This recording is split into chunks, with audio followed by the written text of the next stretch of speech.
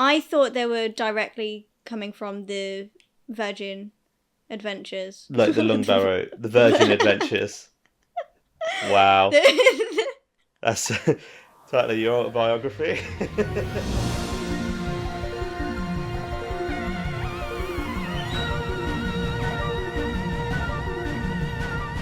Hello and welcome to the Sesame Podcast with Kat and Tip. Hello. I hope you're all doing very well and have recovered emotionally, physically, maybe. physically, spiritually, from Saturday. How are you doing? I'm doing well, thank you. How are you doing? I'm doing okay, thank you. I say well as in I've just processed everything. It's been an interesting sort of 24 hours. When I got home from the cinema last night, I crashed. Yeah, I suspected as much. Yeah. We'll get into your reaction. Yeah. Reaction to what, Liam? Yeah, we'll get into your reaction. I'm sure over the course of our discussion. So we're talking about the reality war. Yes. The season 2 finale. Do we just jump in? I think we just jump in. We got a lot to cover. It's a long one. You know what we're doing here. Yeah. You've seen this it. This isn't your first radio. You know the talking points. Yeah. Let's go. What would you like to start with? I think I'd like to start with this. I think that because this is the most pressing point in my brain, I think the finale would have worked, and this is obviously all kind of assumption, but I think the finale would have worked, or at least worked better, because obviously you got your like narrative plot stuff that we'll get into, but I think the finale would have been received better if they didn't have maybe so many production issues and surprises, aka Ncuti's departure. Ncuti leaves. Yeah, no. Yeah, he regenerates. That's the thing that happened. So that's the thing that happened. I think just because like structurally everything is kind of before the ending sequence, the resolution and like Battle of Omega and things like that, and where then you'd normally have his last 10 minutes of wrapping up the season arc, etc. That all fits and is on cue until it gets to the point where they're setting up Ncuti's regeneration. Yeah, it's very much like an epilogue to the story. I think you can quite clearly see that what was supposed to happen and what was not. Yeah. And see where the reshoots are. Yeah. And you know what, the reshoots, like you can tell that they happen. Okay, there's 2 reshoots that you can tell that it happened. One, the pretty big one with like rewriting the whole of Belinda's history on the show, all of that. But the second one is the one that really made me realise it was a reshoot right from the get-go. Poor Ruby's wigs. That wig was fighting for its life. Yeah. You just like, she like pans round and just in a completely different wig. Why? She was in a wig before. Why didn't they just use the same wig that she had for Lucky Day and the rest of Wish World and etc.? Well, why did they switch up her wig? It was so noticeable. But then, I guess, when would they have shot the episode originally? I don't know. It would have been like... It was straight off the back of... tail end of... season 1, right? Yeah. So it would have been like... yeah, but... autumn last year. That being said, though, when the BBC Doctor Who social media page did the little promo thing of where they keep all the costumes and stuff, the costume department and the aliens and stuff like that, surely they would have kept her wigs. Like that you saw all of... No. You saw all of what they kept. Like, surely you'd keep the wigs to use for something else. Yeah, probably. So I can't see them within that space getting rid of I don't know why I'm so hung up on the wig. You're quite hung up on the wig. I am hung up on the wig. We're only a few minutes in. And I'm already stalling. The wig was the least of this episode's problems. Okay. However, that being said, okay, jumping back to my original point, I think you can tell that they had to scramble to put an ending together because it doesn't really make sense. And Ncuti didn't get the departure I think he would have if it wasn't so thrown together. So, that being said, I feel like it feels like two little mini stories, like episodes being chunked together. Like, they have the same, like, overall narrative, kind of, because obviously they're talking about Poppy and all of that. But, like, it does feel like, as I was going through all of the later Poppy stuff, that was clearly reshot. I had completely forgotten that the first half of the episode was all the Omega and the Rani and all of that. The resolution for that falls where it should be for a normal Doctor Who episode, but just having the extended bit on the end just makes it feel like two mini episodes shoved together. Yeah, you get your sort of 3-act structure. Yeah. And then you get a fourth act. Yeah, and it just doesn't feel quite right. Yeah, it doesn't feel sort of organic to... No. You can tell that it's two things that have been sort of joined together. Yeah. Because they're like, wow, this is like a really long episode of Doctor Who, like this extended version, like, woo, like this is a good thing. No, it's not. Actually, it's not. I'll start by saying I thought this was very messy. It was very messy. It was very lore heavy. All over the place. Very lore heavy, very messy. I think I had a more positive feeling about it when I first saw it yesterday than I do now. I think I've had time to think about some things and go, yeah, actually that didn't make sense. Or there's a lot of contradictions. There are a lot of contradictions in the episode. Yeah, even without... Because obviously it's fairly well known that there are production issues and that those issues have meant that certain decisions have had to be made or, you know, compromises and all of that. Yeah. Which we'll get into in a bit. Yeah. But even outside of that, even like within the story, let's say the story, like disregarding the rewrites and Ncuti's exit and all of that, the actual story, even within the story, the stuff that was shot as scripted and intended, it's all over the shop. And I think there is a lot in there that I really like. Yeah. There's a lot I thought was really good, but part of the reason... So for context, we're recording this on Sunday evening. Mm-hmm. So it's pretty much 24 hours exactly since we watched it in the cinema yesterday. Yeah, it is, yeah. But yeah, so we've just done a rewatch. The reason I needed to do that was because a lot of it kind of just washed over me yesterday. Yeah. There were parts of it that felt like a kind of an average Marvel movie. Did you get Marvel from it? The only Marvel No, but not... I don't mean in... I mean, like, the effect. Like, the reaction I had. Just sort of sitting in the cinema and being like, yeah, I don't think that makes sense, but I guess that kind of... But just like, it just washed over me. Right. So that's when it comes to, like, all those little plot details and that's where I'm going, yeah, that contradicts itself. What's that referring to? And what's... that? All of that stuff I've sort of honed in on now because I could sit and actually, you know... nitpick, and we paused a lot, rewound a lot. Yeah. Go, what did you just say there? What was that? We had a discussion trying to figure out what the law was. Yeah. And I don't think we actually came to a resolution on that. We didn't crack it, no. Yeah. Well, yeah, we'll get to that. We'll get to that. But where do you want to start? The end. Should I go straight in with... Yeah, because that's all I've been talking about, and then I can get that out of the way. Okay.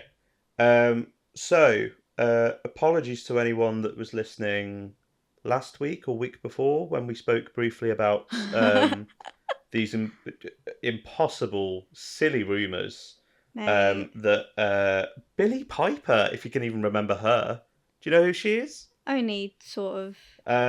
That she would be coming back and the Doctor would regenerate into Billy Billy Piper. Piper. I'm not. I swear to you, last week I was 100% certain. I was like, that is absolutely bloody ridiculous. Yeah, like same. that is something that just would never happen. That's you couldn't even conceive such a silly, bizarre, where did that come from idea. So what happened? Well, it's really weird because you know that Billy Piper person we were talking about. Yeah, Just now. Yeah. The one that's never ever going to come back because it'd be crazy. Yeah. She came back. What? Yeah. What? I wish I was that calm in my reaction last night. So yeah, Kat genuinely had like a little bit of a panic attack. It was so bizarre because all of the emotion, because I was in shock, because my body went into a physical state of shock. The only way it knows how to respond is through a panic attack. Yeah. That was if I get shocked traumatically, then my body goes into a panic attack, right? So my body read that baby in shock over Billy Piper, Ncuti regenerated into Billy Piper, as like a traumatic shock event. And I started having a full-blown panic attack. You did fully go into like a trauma response. Yeah, I was shaking, hyperventilating, crying. I couldn't breathe. Yeah. Sorry to anyone in that particular screening that wanted to hear any of the War Between the Land and the Sea trailer. Couldn't process that at all. Although, very bizarre to have... Could you imagine, dropping Billy Piper and then going straight into the War Between the Land and the Sea trailer? No. Because the trailer looks great, pretty good, yeah. I'm pretty excited for it, to be honest. I'm interested. Yeah. But... that was... As a marketing PR sort of thing... awful. Why would you do that? I couldn't do anything. I couldn't focus on anything. I know. Because neither could I, because I had you hyperventilating in my ear. To be fair, I can't actually remember a lot of what happened with me in that moment. Because I had to ask if I screamed. Yeah. Because I didn't know. Which you did. Yeah. The only thing I remember is seeing Billy Piper's face. I remember looking at you to see your reaction, looking at the screen. I didn't even know that she said any dialogue. And it was just, oh, hello. But I didn't even catch that because I was too busy trying to internalize my panic attack because I didn't want to ruin it for everyone else. But I also don't know how well I did that either. Not particularly well, I would say. I know the guy in front of us turned around and looked me directly in the eye as I was sobbing into his face. Yeah. I know that happened. Poor guy. It was something. It was definitely a spectacle to behold. I wasn't it. I really, really, really wasn't expecting it. Wasn't. Wasn't. That's what I mean. I am genuinely sorry if the first time somebody heard about that, as we now know, leak. Yeah. Which we just off as a stupid rumour. Yeah. That's why, because we don't speak. And in the finale, Rassilon turns up with an army of quarks, and they found a Vervoid society, and then Matt Smith turns up as the master. Yeah, and Peter Capaldi is the monk. Yeah, and that's genuinely because we don't talk about leaks, but we try very hard not to talk about leaks. And there's been leaks where we've discussed, do we bring it up or not? And this one we were like, well, it's not going to happen, so we're happy to just talk about this. So I'm very sorry if that was spoiled for anyone you via because of I'm assuming not, because it was spread everywhere. It was doing the rounds. That is the one thing that I was just not even. Well, let's talk. Okay, so let's talk thoughts. Right. So it did take me long to process it. My first thought was, how in the hell are we going to play this as 16th Doctor? This is bizarre.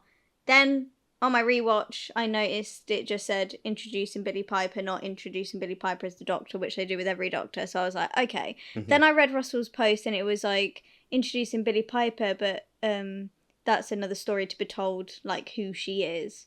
Yeah. So we can safely say she's not the 16th Doctor, so that's fine. I'm pretty sure. Yeah. So that makes me excited, because that means my Bad Wolf baby's back. I think it was something to do with, because he He's puts the regeneration energy into the heart of the TARDIS. TARDIS. Yeah. And the last person that looked into the heart of the TARDIS was Rose. Yeah. Which then she became the bad wolf. Yeah. So I feel like that's how it manifested. So it's Rose / bad wolf. Right. Obviously, okay, so park in who she's actually playing. Yeah. For a sec. My initial reaction was surprise, obviously. Mm. And then I think I said to you as we came out, I think I hate it. Yeah, I remember you saying that. Because it does feel a little bit like they've jumped the shark. I think my read's more practical, though. I think depending on when the reshoots were, / when Ncuti decided to leave, I think if they are trying to push it so that there's not like a big gap / hiatus between season 2 and season 3, then if they're gonna try and push out some specials or something, the safest option is to have Billie Piper do some specials around the specials around that, so it gives them time to actually cast someone. But I guess then there's the argument of like, why does it have to be Billie Piper, or like not just Billie, but like why does it have to be someone that's been on the show? Do you know what I mean? Well, we don't know what Russell's got in store. He might have thought, okay, right, I need to think of something now. Now she's handed in his notice, so to speak. Oh, maybe I could do this. I wonder if that person's available. We don't know if she was first choice. Yeah, I suppose so. Look, but do you know what I mean? It feels like I think with having Tennant come back literally a couple of years ago. Yeah. And I know there were people that really hated that. I loved it. I actually don't mind it. I wish they'd addressed it more in the story and it had a better reason. Yeah. Because I think the groundwork was there with the toy maker and the salt and the sort of weakening the walls of all of that. I think you probably could have had a cool like little meta commentary about that same sort of legacy sequel and like relying on the nostalgia of your own properties and sort of being able to say, look, like with the bi-generation, like, look, it's still here, it still exists, but we're going forward in this direction. Yeah. And we're doing something fresh and new. And that's what this whole, like, it's a reboot, it's season 1, and we're going in. I don't know what all that is about, because it's not a jumping on point. No, it's not. This whole era is not a jumping on point at all. These 2 seasons have been so lore heavy, and I feel like they tried to make it a reboot, but also introduced so much to try and like get the lore in like a bubble, so that like if you hadn't watched all of Classic and you hadn't watched all of New Who, then you could watch these and get like a good grasp of what's going on. But it also wasn't explained very well, and because you were bringing back so many classic villains, but they weren't explained very well either. If I didn't have the knowledge that I did, like I do, I don't know how I would have responded. Yeah, it feels like it's not designed for new viewers and new fans. It's designed for people that are already on board. It's designed for us. But yeah, so I thought they were going to do something a little bit more interesting with 14. I enjoyed them. No, I really enjoyed them. I enjoy them as specials, but that arc of bringing back an old face. Okay. The whole like, oh, it's because you're tired and you need to sit and have a rest, and I don't know, that didn't really sell it for me. The payoff didn't land, and that's not to say like, oh, they shouldn't have brought Tennant back, because he was great, and those specials I think as a whole were really good. I think Russell's issue is he loves planting seeds ready for the future, just in case he needs them. And he used to do it a lot better. He used to do it so well. And I think with his new era, it's very noticeable. Yeah. I think it was more in the past he'd look back on stuff that he'd said and go, we can use that. Whereas now he's actually intentionally going, leaving his breadcrumbs. That's something, and I can... But anyway, we digress. Yes. Billie Piper. There's something that feels really like corporate. about it. Really? Yeah. I feel like this could be a really interesting story if they do it right. I think it could be a really big smasher. Yeah, no, it could be. And Billie Piper is an incredible actor. Yes. And like, I genuinely think that if she'd not played Rose, if she'd not been in the show, I'd be so down for it because I think she's great. She's got so much range, and I think she'll do an incredible job in the role. B, as we've said, it's not necessarily saying that she is playing the Doctor and they're going to do some kind of gimmicky sci-fi nonsense. But that said, it does feel like a little bit like Ncuti's leaving. What are we going to do? Let's get Billie back. I don't think that she was the first thought. Well, how do you think the thought process went? I couldn't tell you. I have no idea. Genuinely no idea. But I can't see that being Russell's logical next step. It feels to me it's very similar to this whole thing with the MCU. Yeah, Robert Downey Jr. He's playing back Doctor now, Doom. isn't he? Yeah. When that was announced, it felt like it's a market. It feels like a gimmick. It feels a bit like a stunt, and not like an organic sort of what's needed for the role. Well, and what's best suited to the character and all of that. I agree that this doesn't feel organic and is the logical next step and where it should be going. But I think quickly casting in the time span that they've got for a 16th Doctor wouldn't have worked. So there needed to be a breather, and that's Billie Piper. But I think even if you got someone that hadn't been in the show before, so like if you do something like a John Hurt, do you know what I mean? If you got like a big name, even if we are gonna do just one special or a couple of specials or a mini series or something, because I don't think she's sticking around for long. No, it's going to be a special, like the 60th, have 3 episodes. Yeah. But it also depends on, I'm fairly sure that they probably haven't even figured out if this is going to be 1 episode or 3 or whatever yet.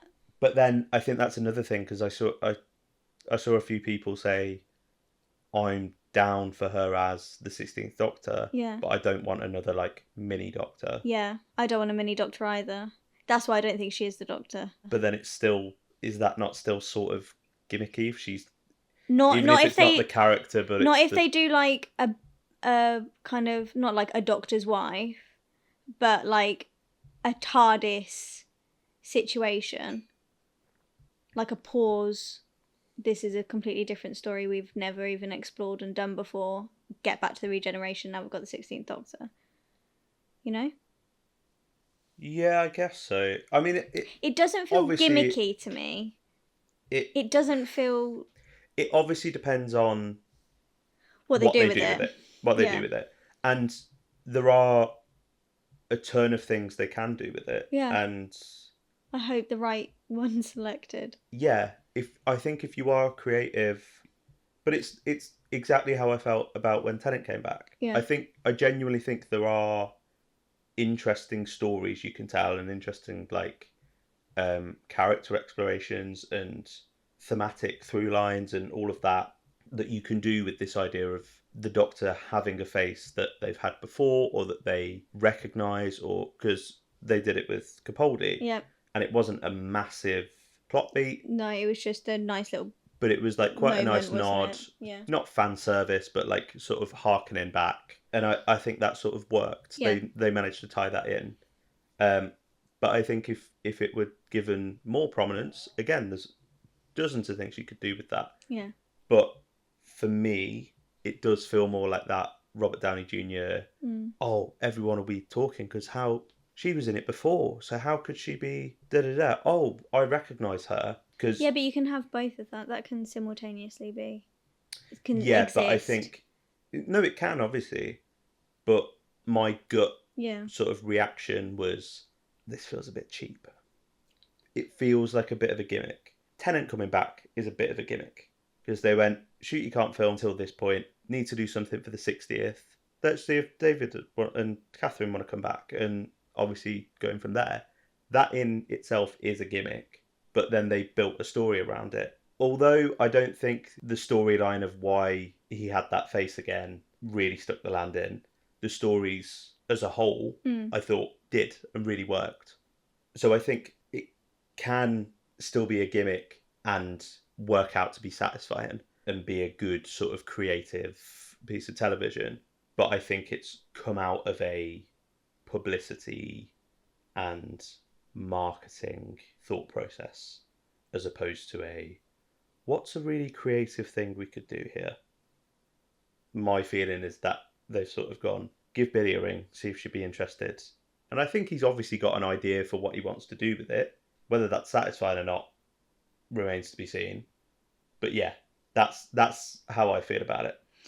I think it's harsh to say it came out purely from a marketing and publicity place. That feels unfair. That was the main thrust of the decision, I think. And also, like, oh, we love Billy. Like, she's great to work with. We know that she'll be great. It's like, oh, it's worked before because we brought David back. So, I think there's a lot of factors. I think those conversations absolutely were had. Oh, 1,000%. I don't think somebody just went, oh, just stick Billy in. No, absolutely Obviously, not. All this of those has been conversations like were had. Frantic, people running around, phone calls, constant meetings. Yeah. I doubt Russell's slept for months. Yeah.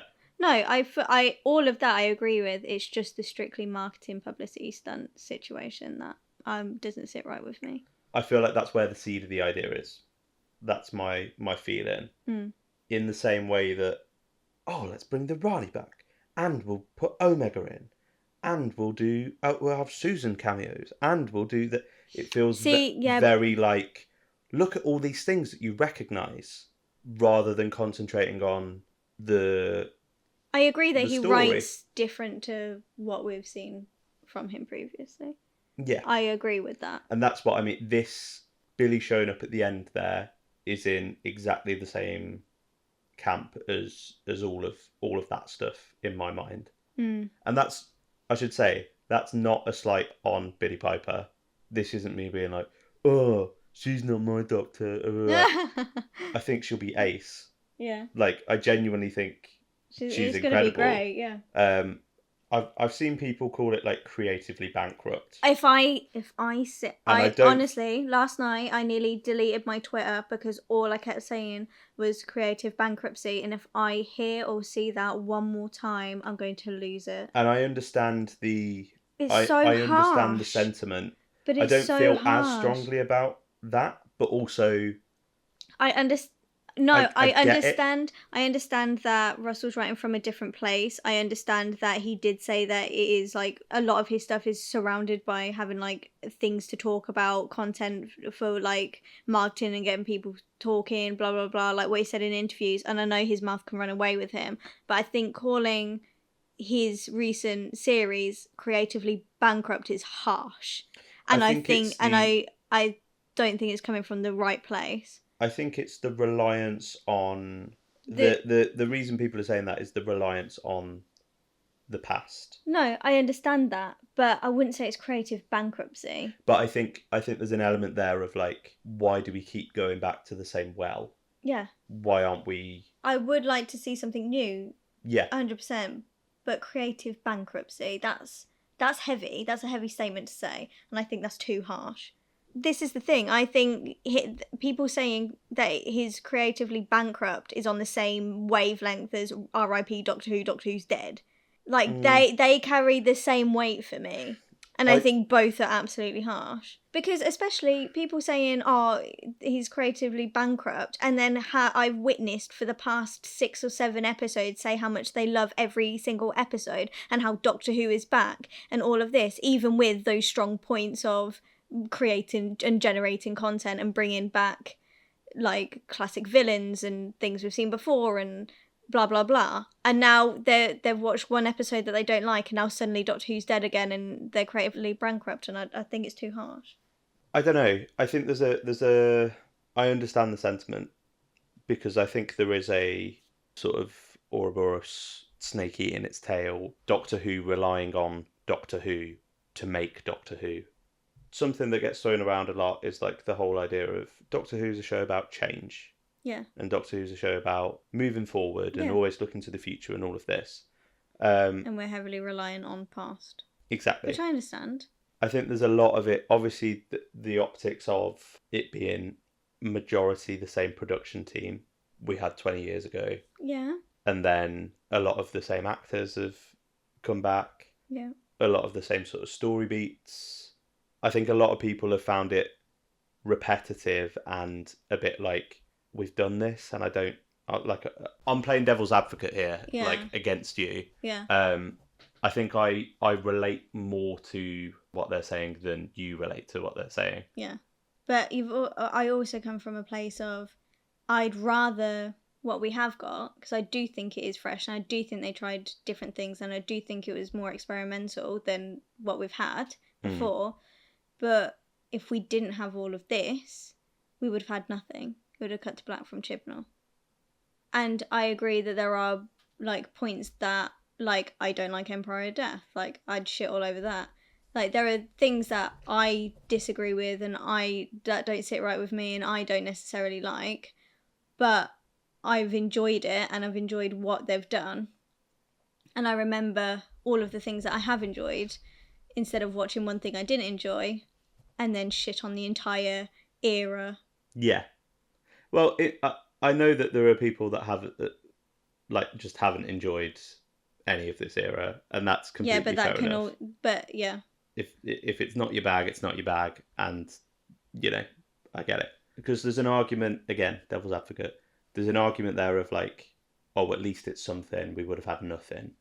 I think the whole, well, at least it's better than nothing isn't really I don't think that should be... I understand what you're saying. I'm not saying it's better than nothing, though. It's better than nothing in the sense of at least we get a series, but I don't think that it's it's better than nothing, because I think that this era does stand up on its own. No, but what I'm saying is your argument for people that don't like it is, yeah, you might not like it, but at least we've got a series. It's better than having nothing. For me, the frustration with stuff like this specifically, because I think season 2 as a whole, I've really enjoyed. Yeah, same. This finale doesn't feel like it puts a dampener on the rest of it as much as season 1's finale did, because it was so heavily tied to all of the arcs and plot threads that were going on. Yeah. Whereas I think this felt a little bit more... There was the running thread of get Belinda home and the Earth being gone and all of that. But generally they were just individual stories that I've really enjoyed. I thought they were really good. So it's a shame that for me it didn't stick the landing on the finale. I was going to say, I think you feel more strongly against this than I do. I was going to say that I think one of the reasons it frustrates me is that I know that Russell T Davies can write great Doctor Who. Yeah. Because I've seen him do it before. Yeah. Lots of times. Yeah. I've seen him do it this season. Yeah. This feels like two very, very different kinds of... I don't disagree. ...script for me. Do you know what I mean? I don't disagree. And I think stuff like having Billy come back feels like a very RTD2 move, if you know what I mean. Yeah. But yeah, I have mixed feelings on it. I am excited for it. I'm intrigued to see where it's going. Because as I say, Billy's great. They could easily do something really cool that makes me go, okay, yeah, I'll happily eat humble pie and be like, all right, I judged too soon. It was actually really, really good, and I'm glad that they did that. But right now, all I've got is my gut instinct and those 5 seconds of just seeing her, and that was, and that's all I got. But it's okay, because that might change in about 3 years when we get the next little bit of Doctor Who. Do not say that. So, in fact, yeah. Let's. What do you think we're get? Do you think we're getting a special? Do you think we're getting a little mini series of specials like the 60th? I think we're only gonna get one. I'm feeling like a one episode while they get their ducks in a line for series 3. Yeah. That's what I think. I don't think... Well, it depends on what they do with the story. But if it is her... okay, if it is her being Bad Wolf and it's a TARDIS heart situation, I don't think you could get 3 specials out of it. No. That feels like a long special. Unless you're doing like you make that a mystery. A little bit like the 60th, and it's not revealed until the last one. Oh, this is why you've got this face, or yeah, but I feel like I think played out. I was gonna say even now you can hazard a guess at if they're going that route. It's obvious why it's happened. If she's not the 16th Doctor, then it's this, isn't it? Like, do you know what I mean? There's not many things that you can really go from here. Yeah. To make it make sense. Satisfying. Unless we just have like a a special where every 5 minutes there's a quick little, oh, hold on, I'm changing again, and bloody Jenna Coleman shows up. I didn't even think of that though. And like, I didn't even think of that. They absolutely, if they wanted to go in a different direction, she could regenerate and change her face, and it could be an episode of that until they get to where they want to be. Yeah, and they just put all of the cameos in. I didn't even think of that. This is what I mean. I feel like I'm worried of what this means. I don't want that to happen. Mm-hmm. So that reaction there is kind of how I feel about Billy coming back at all. Right. I don't want them to turn it into what the MCU's now kind of turned into, and like, oh, do you remember this guy? Do you remember that from that film that you liked? He's back. Oh, look, he said a line it's a meme. Do you know that? Do you recognise that? That's I don't want it to turn to that kind of. I hope it's not that. Just cameos constantly and references and fan service and all of that. This needs to be fresh. Exactly. That's exactly my feelings on it. Yeah. And I just worry that they will just rely on, look, it's Billie Piper. Billie Piper's back. Be excited. You're all going to watch it because Billie Piper's back. I will absolutely watch it. Yeah. Like everyone will be like, even people are like, this is stupid. It's the end of the show. Tune in. I can't see, maybe some people are like, no, I'm actually done. Like, maybe it's not for me anymore. Fair enough. Yeah. But yeah, I imagine that a lot of the people that are like, oh, I'm never watching it again, they'll be here when it drops. Yeah. Even if it is to just be like, see, I told you it'd be rubbish. Yeah. Yeah. They'd still watch it. Yeah. But yeah, I'm kind of worried that it's just going to be Billie Piper's back. And that'll be it. And it'll be like, that's enough. To be fair, again, devil's advocate here for Russell, he didn't get the opportunity for the feedback between series 1 and 2. I think he'll probably take a lot on board for moving forward. However, presumably, well, I'm not even going to say presumably, you can tell by the composition of that shot, Billie Piper was not on set. No, of course she wasn't. She regenerated. No, of course. And we're pretty sure that regeneration in itself are reshoots. Yeah. So we're talking like February, March time. There was rumours about. Yeah, reshoot February, end of February. So let's say earliest February. Yeah. The reshoots are happening. Billy wouldn't have been on set for that, so that's much later. Yeah. Because you can tell by the way it's comped in, and like you still see shoot his neck. Yeah, and it's and the fact that there's no transition from Shooty's face to hers. Blend it's just like usual. Yeah, there's no morph. No. It's just let's just turn the light up. Just keep going. Turn the exposure up. Yeah, can't see it. Turn back down. Yeah, Turn back down. oh, really? Yeah. Yeah. So he would have seen all of the feedback and response before getting Billy involved. Yeah, but that's why I think she wasn't the first thought that came into his head. But I think if he were conscious of what the response has been to other things, I think. But presumably, if that was something he were acting on, he'd go, "Oh well, we definitely won't bring Billy back because that'll." So no, I don't think he's bothered. But he also might be more conscious when he's about what he's about to write. Yeah, that's true. Because he's had the whole of 2 seasons to reflect then. And although if he wants to bring Billy back, that's great, but I'm sure he'll take on the feedback. You'd hope so. Yeah. The very, very interesting place. Yeah. The show's sort of found itself in. Yeah. Shall we talk about the actual story? Let's talk about the actual story. Okay. So, yeah. Where do we begin? See, when I first watched it, without really sitting, listening, and thinking. What were you doing? Wait. Without sitting, listening, and thinking to it deeply. Right. And just being an observer. Mm-hmm. I was like, I like this. Sure. I think it's good. Up until the ending. Mm-hmm. Directly where they leave the TARDIS and they just gaslight in Ruby so much. So that's where I feel the start of the reshoots are. Yeah. The ending, I think, what they would have preferred would be Ruby leaves and Belinda and 15 go on the next series of adventures. Mm. Like in the TARDIS where she's like, where do we go now? That bit. Yeah. I think it would be we'll drop you off home, Ruby, and let's go. Right.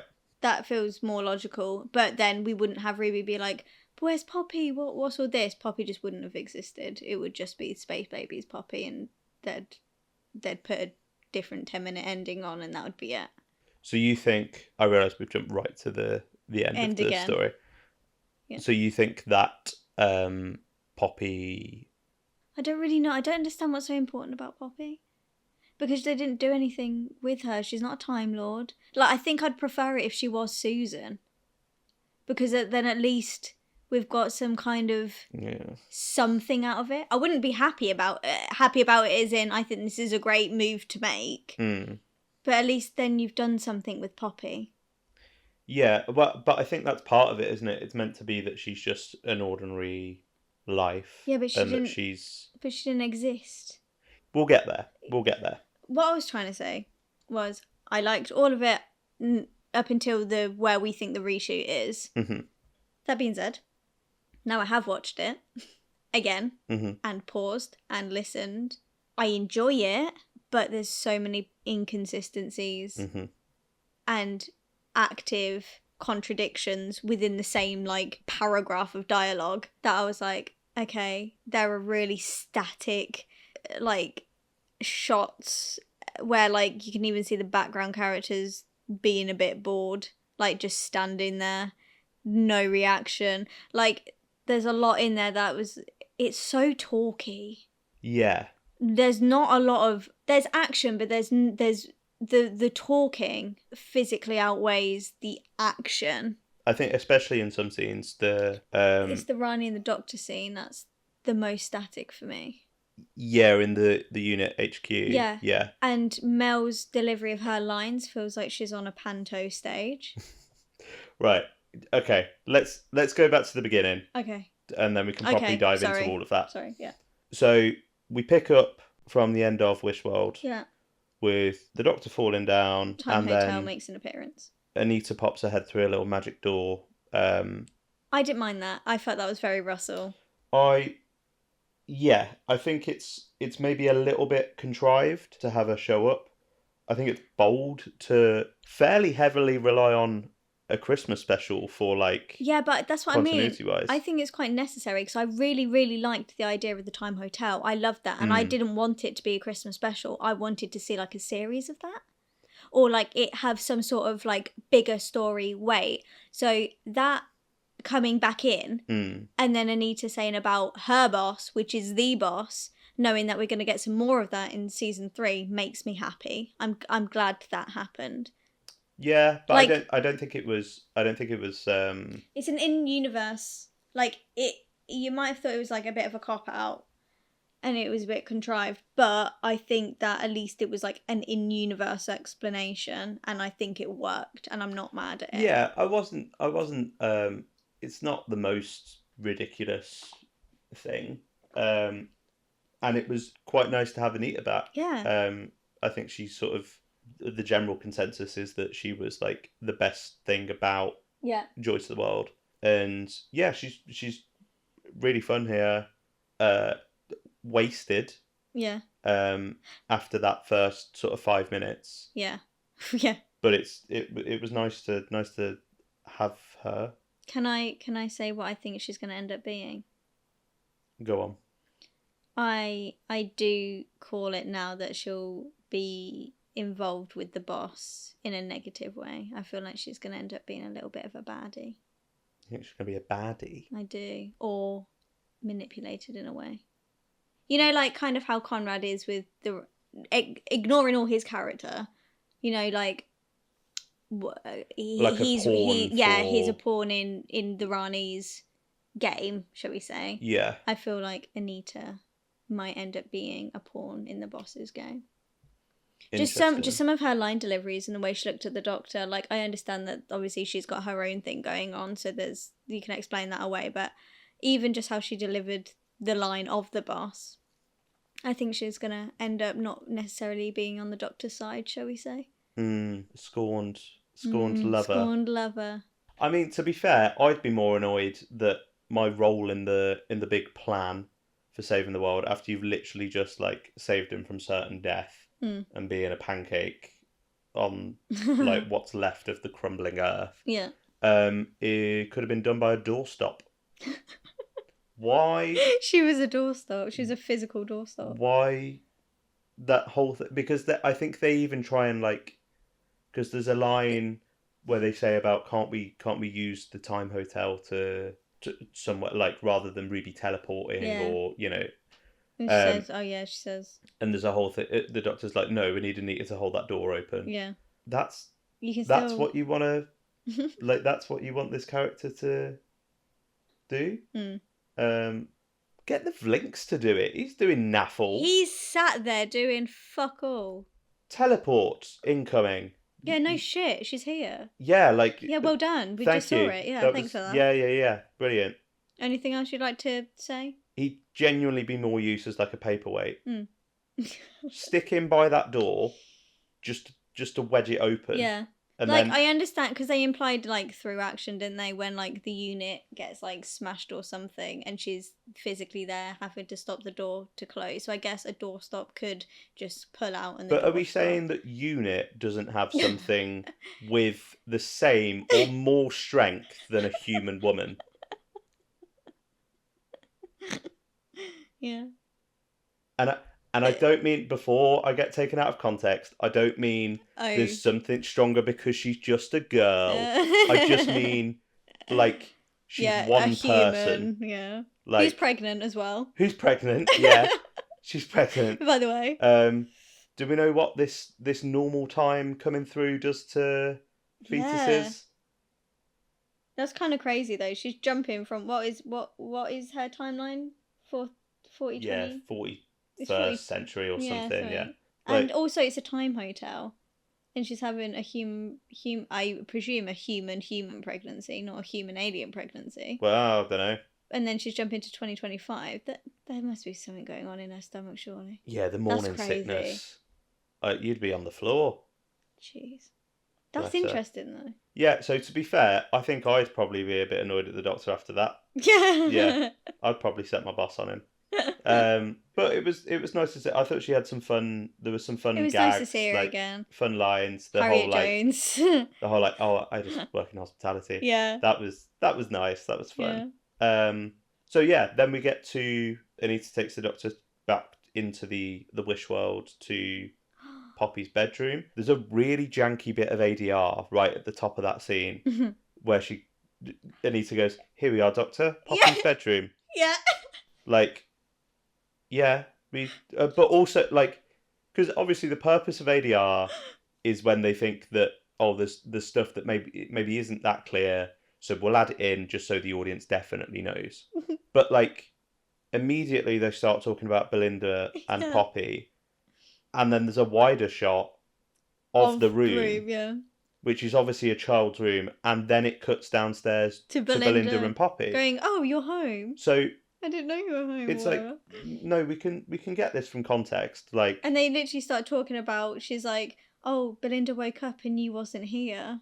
And the world just kind of compensates around you. And then the whole thing of like Poppy's not real, and he's like, "Don't you dare say that." And all... Yeah. Odd. So then we get a magical clothes change. Yeah, I love that. I understand that it doesn't work necessarily.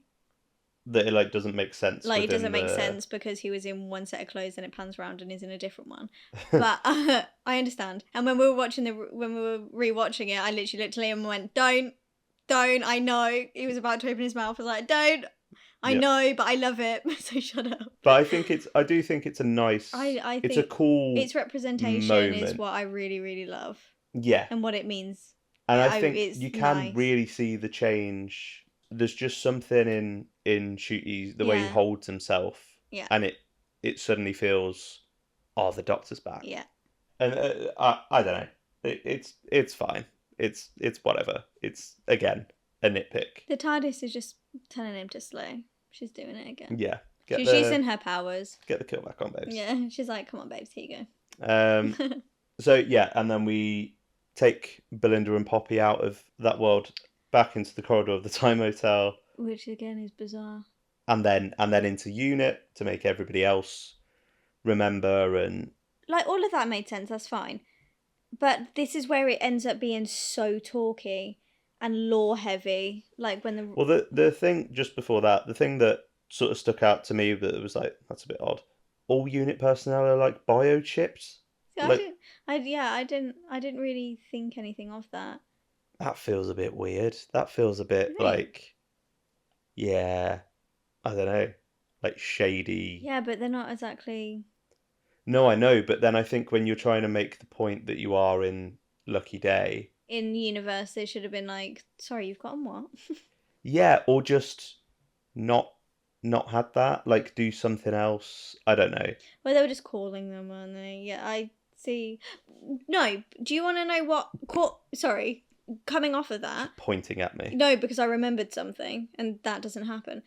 What threw me the most was how happy Ruby was to go and run back to Unit after she just said, "I need a break because I've got PTSD coming off the back of Lucky Day." And she was doing what I do best, and runs out the door. After literally her being crying "I can't do this anymore. I have PTSD. I'm always waiting for something to happen. I'm so scared." And then suddenly she remembers and she's "I'm doing what I do best." Oh, but my mate's back, so... So I gotta go. Yeah. I'm gonna go see him again. Go see Ducky Who. Buzzing. Do you not think that feels... I wish I had some odd. Sort of what's going on, and instead of being excited about it, being "Oh my god, what's going on?" and maybe have panic be the reason why she runs there, because she doesn't know what's going on, and then have something between her and Kate just to continue on her storyline, and maybe be Kate being "I haven't seen you in so long, how have you been?" I don't know, just some sort of character drama there. Yeah, they don't have time. But then I was going to say, I think that makes a very long scene even longer. Yeah, yeah. But I know what you mean. But I think there's something that you could do there. There's inconsistencies in the characters. Yeah, for sure. But yeah, the whole biochipping thing felt weird. And it's treated like a big triumphant, let's get the band back together. Everybody's remembering who they are, and Mel comes in on a scooter, and yeah, but I was gonna say, to be fair, if they all are okay with it, is it bad? Yeah. Yeah, it's still bad. It's still bad. No, yeah, it is. So yeah, everybody comes back to Unit, and we get the Rani teleporting in. Wait, before the Rani even comes, and the Doctor's talking to Mel about the Rani. Oh god, yeah. Jesus Christ. That hurt me. I don't know if it's the dialogue. It's both. It's the dialogue and it's the acting. Or if it's Bonnie Langford's performance. It's she literally just come off the back of Panto. I know when I've finished Panto and I go and try and do something more dramatic, I struggle with the transition. That's always been a problem for me. That's what it felt like. Yeah. Pull it from my own, experiences. It felt like she'd literally just come off a stage, walked onto the Doctor Who set, and she's still in, theatre mode. Yeah, it was very, kids' TV, wasn't it? The Rani. Oh, I remember when I fought the Rani. I've battled the Rani when I travelled with the Doctor last time. Yeah. Yeah, bless her. I love Bonnie Langford. I think she's a fantastic actress, but I don't know what that was. Yeah, it wasn't. It was just pitched wrong, I think. The only line I did what she said was when she was the Rani's worse than that, she's indifferent. Yeah. I liked that. That was a good interpretation of what the Rani is. Yeah. Like, I enjoyed that one singular line of dialogue. However, for me, that doesn't match up to how the Rani was in this. I liked the Rani when she was saying about Poppy and why she couldn't use the genetics of Poppy to create her new race of Time Lords and her new Gallifrey because she was contaminated by being half human. Yeah. I liked all of that because that works in relation to what she is as like a scientist. Yeah. So like I felt like that's why I did like the indifference line because of what we saw there. That does make sense, but the issue with that would have hit harder if the room wasn't already so flat. Because everyone had been standing there for at least 10 minutes because we had 10 minutes of dialogue prior and none of the background characters were doing anything. They were just standing there listening and you could tell that they'd been standing there for a while. Mm-hmm. The air was flat. So when they all responded like, oh, and she was like, give me a break type thing. Yeah, like, also, I don't know, I found that a really weird beat. Do you not think that was really bizarre? Like, it's a villain.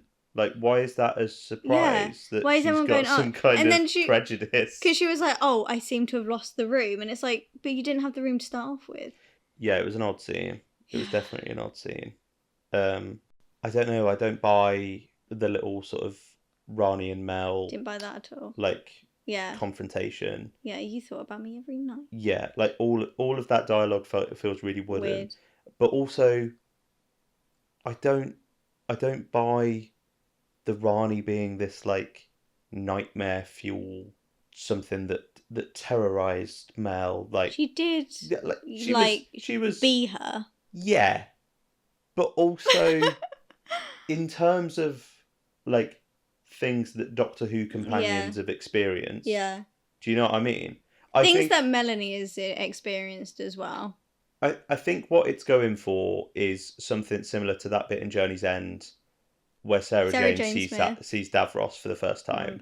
And they have that little exchange. It is, because Sarah Jane literally is like, I learned how to fight since then, and Mel's trying to say, I'm not that little princess that you just called me. Yeah, I see what... But it didn't... It's trying to be that, and rather than being that, it's that bit in Power of the Doctor where Ace and Tegan are stood on the thing going, last time I saw you were a cat. Yeah. Like...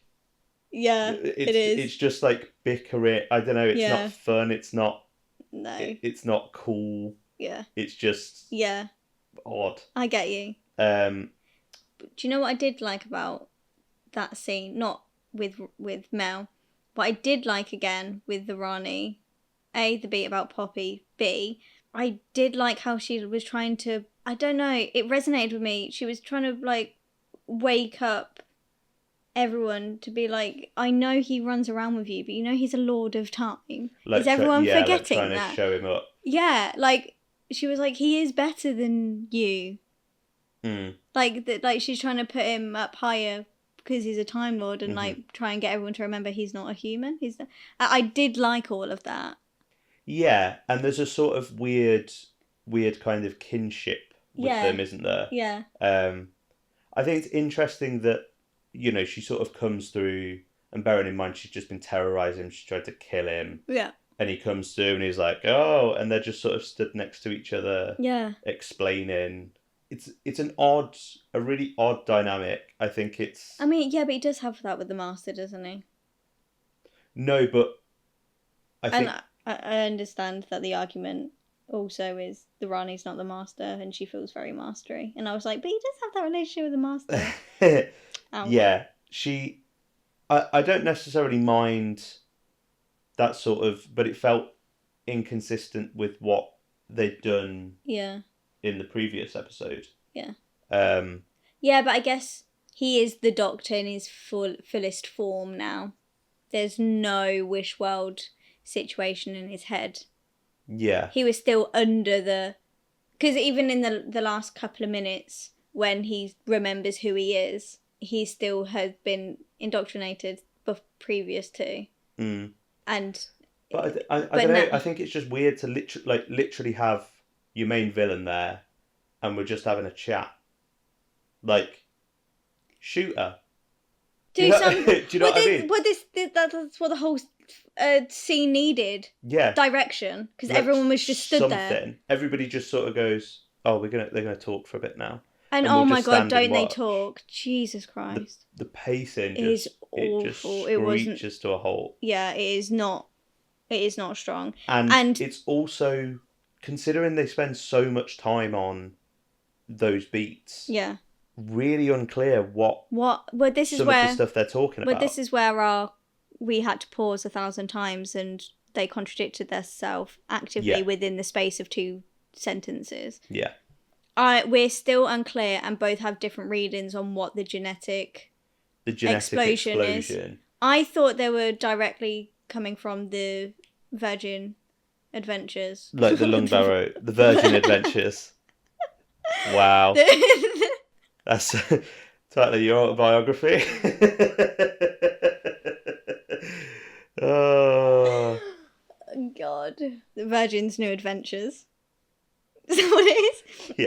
Yeah, thank you. He looked at me silent then. I was like, did I get it wrong? It's because you said The Virgin's New Adventures. Like, New Adventures of the Virgin. Try again.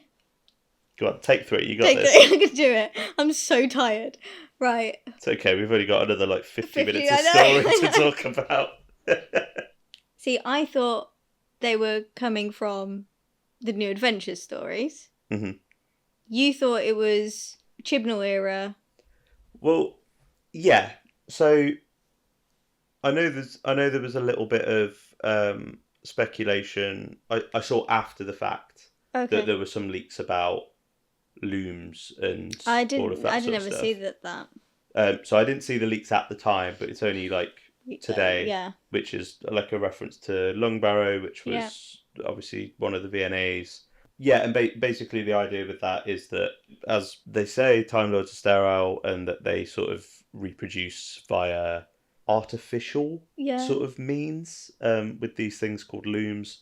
I'm not going to explain lung barrow. There'll be a bloody 10-hour video on... In fact, DW Fan 91 did an explained video if you want to know about lung barrow. Go into those. But yeah, the thing I got from it was because the scene when the Rani comes through, the Doctor says something about like all the Time Lords are dead. Yeah. How are you still knocking about? Yeah. And she says something along the lines of, "I foresaw the genetic explosion." And I had a split second. I did something to my DNA and sidestepped it. Yeah. The fact that that's her response to all the Time Lords are dead. Mm-hmm. The thing that killed all the Time Lords was the Master, because the Time War got retconned. Yeah, because they didn't actually die. Day of the Doctor, they get into a pocket universe and all of that.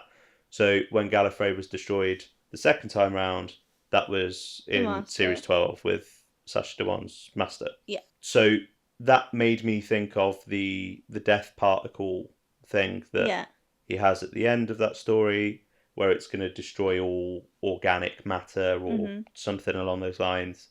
It gets pressed and presumably Gallifrey's gone now. See, I completely forgot that was actually a thing. So that was not my first jump. So when Liam said it, I was like, oh wait, yeah, that happened. Yeah.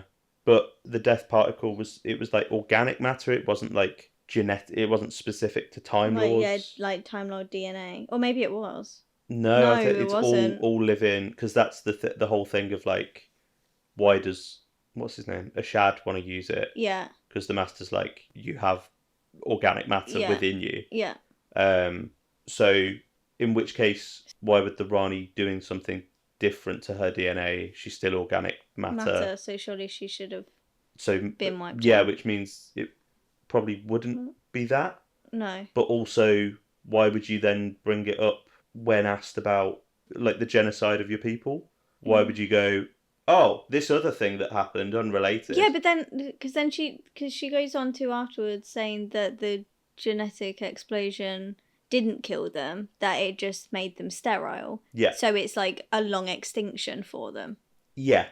But then there's the question of, Because the Doctor doesn't seem surprised. The Doctor's the one that says Time Lords are sterile. Yeah. And it's as though it's a fact and has always been a fact. Yeah. Or at least for a while. Yeah. Which would indicate that it's not a new thing, so probably wouldn't have been just a couple of regenerations ago for him. Well, the thing is, because obviously that then brings up other lore situations, like that could have been an easy mention for why Jenny exists, and he's so surprised that that's my daughter because he's sterile. Do you know what I mean? Like, yeah, there could have been moments there where if it was like a thing that was normal. Do you know what I mean? Like, yeah. But he didn't, like, the Doctor didn't flinch then and be like. But that sort of stuff, I'm not too bothered about because it's. No, I'm just saying, like, it is delivered as if we were supposed to have known that, and there have been instances where he's having children, like he says it to Rose. I was a dad once, and she's like, "What did you say?" Yeah, like, and even like in this era, like in Boom, and she's doing all his like old dad to dad. Yeah. Like, there's and I know we've played about with the whole, you've got grandchildren before you got children, and all of that sort of stuff. And obviously you could say that technically, but he could have brought it his kids are through these looms or whatever. But it just feels so messy. Yeah, like I get the okay, say they're all sterile for whatever reason. Yeah, but there is that is brought up in the New Adventures. Yeah, that's what I mean. But it's a weird. It just doesn't. It's not clear at all. No, no. Within the dialogue. No. And we've gone back and watched it like five or six times and gone. So, but then that. She actually contradicts herself, and she's like, "Yeah, all the Time Lords are dead," and then she's like, "Well, they're not all dead. We're just sterile." Yeah. And then it's like, well, what are you then? So it's like, have you always been sterile? Yeah. Was it something that caused it? Was there two explosions? There was one that made him sterile, then the one that she had to do whatever to her DNA. And if it were two events, then why would you refer to them as the same thing? Yeah. Like, what? There's so many. Yeah. It's messy. And heavy lore, messy and very static. Yeah, and if you're given that kind of massive like exposition dump stuff, make it engaging and dynamic and do something. Like, don't just have everybody stood around just sort of nodding and being like, if you look at the extras, like if you're looking at your screen far left, they're not even looking over in the general direction. Yeah, like that's what I mean. Like, you can tell they've been like stood there for a while. I mean, yeah, it's kind of baffling, like the whole thing. Yeah. But also, okay, so just sort of sidelining all of that, for whatever reason they're sterile, right? So the Rani's plan is to bring back Omega, which she's done through getting the God of Wishes and a bigot, creating this alternate reality, which has inconsistencies, can't sustain itself, and that breaking down of reality means that she can break into the underverse where Omega is. Right. In the last episode, she's talking about the thing that allows her to break into that is the doubts. Yeah. And especially the doubts of the Doctor, because the doubts of a Time Lord must be more amplified. And, sure. More than a human, But then at the start of this episode, it said that she's running the same day over and over, and each time she does it, it gets thinner. Yeah, so the doubts are more effective. So does that mean that this isn't the first time the Doctor's broken out? Yeah. So we're doing like some kind of like Groundhog Day loop. So what happens? And this is the final one. So this is the first time that he's been rescued by Anita? Yes. And every other time he's just flopped? Dead. Right. I don't think you need two explanations in there. What do you mean two explanations? Like, so she wants to get to the Undersphere, right? Just say it's the doubts in the reality cracking, and that's what lets her get through. Or she keeps running the same day over and over again, and each time she does, it gets thinner, and she can get through. Yeah, but the only way it can get thinner, I guess, is all the inconsistencies and the doubts. So don't do the whole thing of running it over and over again and making it thinner. Yeah, but then you can say that just having it done once isn't weighty enough. But you can make it weighty enough. I can see why they've done what they've done. That's not something that I'm angry at. No, I was thinking about it and it was like, but the doubts never get brought up in this episode. The whole doubt when he says I am the Doctor, and then the cup smash, and then that's it. But that's what I mean, like the. Yeah, but you don't really need to care about the doubts anymore, do you? Because Omega's. But if it was such a big thing, yeah, but in it the last did what one, it needed to do, and also the plan got disrupted. Remember, by yeah, Anita. I don't know. I think it just doesn't. I think you can really streamline that. Like, I think there's a much simpler way to get to that same point. Yeah. And it's not even to say that any of the ideas are bad, because I think they work. And they can even work in tandem and work together, because like you say, I completely understand what you're saying there about like running it, making it thinner, and then the doubts are more effective to crack through. But reference that. Just a little line. I feel like that's what they were trying to reference though. But so it maybe, wasn't. Maybe it was just a dialogue not being clear, maybe. Yeah. I got it. And maybe, I was going to say, maybe that's just me not picking up on it. But like, that wasn't something that was off or confusing to me, if that makes sense. Yeah, no, it's only because I'm sort I know of you're picking it, at the other bits of the Rani's plan, you know. Anyway. Okay, so. Next point. Yeah. So, okay, so she breaks through to Omega. Yeah. And her big plan is that she's going to use, whether he's dead or alive or whatever, doesn't matter. Yeah. His genetic code. What's she use him as a gene? A gene pool. A gene pool to recreate a new Time Lord race. Yeah. That she can rule over. Yeah. Right. Why? See, now this she tried to do it before in A Big Finish. Right. So she tried to. I didn't listen to it. I only read up on it. There was a situation where she tried to create her own planet or something before. Right. And the Doctor stopped her, and that was what her like revenge was. That her motive then after that was to seek revenge on the Doctor or something around that. Okay. But I was like, okay, so you make a new race. Yeah. I guess and you get to rule over them. I guess if the Time Lords, I know she said that then it was they were dead and then they weren't, they were just sterile, but I guess if we are saying that all the Time Lords are dead, I guess it's just her way of trying to bring back her race. But she like never cared about them. Do you know? And what they I mean? never cared about her, but this time they will. But I don't know if she actually seeks that. Yeah, do you know what I mean?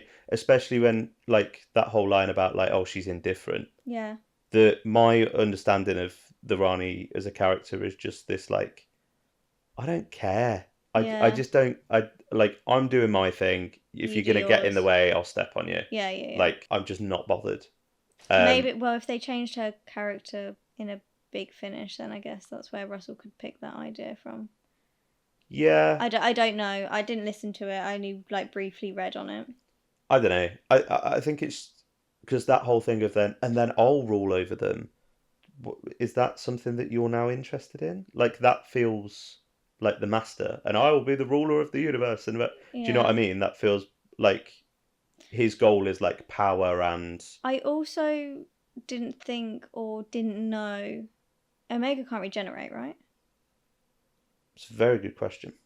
I didn't think he could, and this is because he's not. And this is where I was also getting frustrated with the whole Omega being the first Time Lord, because he's not. Yeah. Every single time they said Omega first Time Lord, under my breath I was like, he's not. But Kat, Omega is the first Time Lord. He's not. He's just not. He's just really not.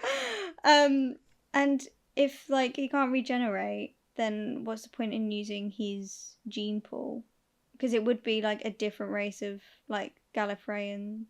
Like, I don't understand where that. Now we've got the Timeless Children. And where the Doctor being the Timeless Child, and I'm confused on what the actual structure of and timeline is. Yeah. The Timeless Child must have happened first or around the same time as Omega discovering, creating time travel. Yeah, so my understanding is Tecteun finds the Timeless Child. Yeah. Extracts the ability of regeneration. Yeah. And then that leads to the foundation of Gallifreyan society. Yeah. Of which then Omega is a founding member. And he discovers the ability invents time travel, basically. Yeah. So does he at that point then have the ability to regenerate? I don't know. I'm not going to lie. It's been a while since I've because that's never been watched a thing in classic Who. That, like, if he's like a Titan and like this god, even in the Underverse, and he has the ability to regenerate and he has all this power. I don't know. It's messy. Yeah, it's really messy. I think Russell was trying to lay out a flat like law and make it easy, but it just brings up more questions and makes it a bit more confusing. Yeah. And like it contradicts things that have come before, but it also contradicts itself. Yeah. Like I think we've said before, like stuff that contradicts stuff that's come before, as long as it's not too egregious. Yeah, like it's like I can accept it. I can go. Okay, like Doctor Who contradicts itself all the time. Yeah, exactly. But it's only when I feel like things are, we've really 180'd here. Yeah. When the story's contradicting itself. Yeah. It's like, what am I don't know. I don't know what I'm meant to be following here. Yeah. Anyway, we have that big talky scene. We realise that the Wish World will cease to exist. Ergo, Poppy will cease to exist. Yes. Which brings us our big emotional hook for the story. Belinda and the Doctor, but I feel like Belinda especially wants to keep Poppy around. Yeah. She has an emotional connection of being her mother. Yeah. Which is also bizarre when, like, in the first episode, she's like, when were you born? Can you remember? Because I can't, because it never happened. Yeah. And she's, like, confusing and doubting, which is the point. But now she's really strong and has that really strong maternal instinct, even after she's out of the Wish World. Yeah. And I guess, because I think it's meant to be a comment on, it's meant to be Russell saying, like, family is what's important and stuff. Yeah. Because a lot of this era has been about family. Yeah. You have... So is it kind of like a Ruby in her, like, foster mum situation? Yeah, there's that. Yeah. And then 14, sort of finding family in Donna and the Nobles and all of that. A lot of it's Susan coming up, and the family's been, like, a big theme. Yeah. So I think it's him sort of saying, like, oh, this is like this is what's important. It's the arguably at the expense of Belinda's characterization from the rest of the series, but we'll dive into that in a bit. So yeah, that's like our main thing. Find a way of both ending the Wish World and also making sure Poppy doesn't cease to exist. So we get a big box. We get a big old bloody box. Yeah. Well, we get as that's happening, we get a big Bony Boy battle. Oh yeah. It hurt me to see them being shot at. It hurt me to see that they served very little purpose. Yeah. In the story.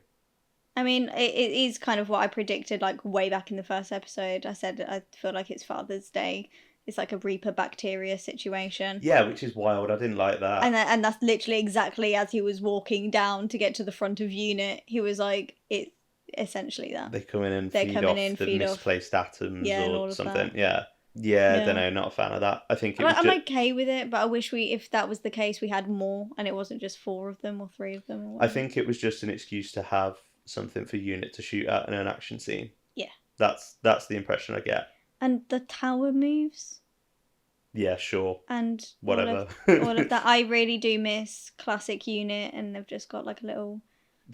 Like, they're just in like an abandoned school block, like. Yeah, genuinely. Yeah, just in an like annex English... sort of connected to a primary school. Yeah, I don't know. Just out of shot, there's someone on a monkey bars. I don't even care.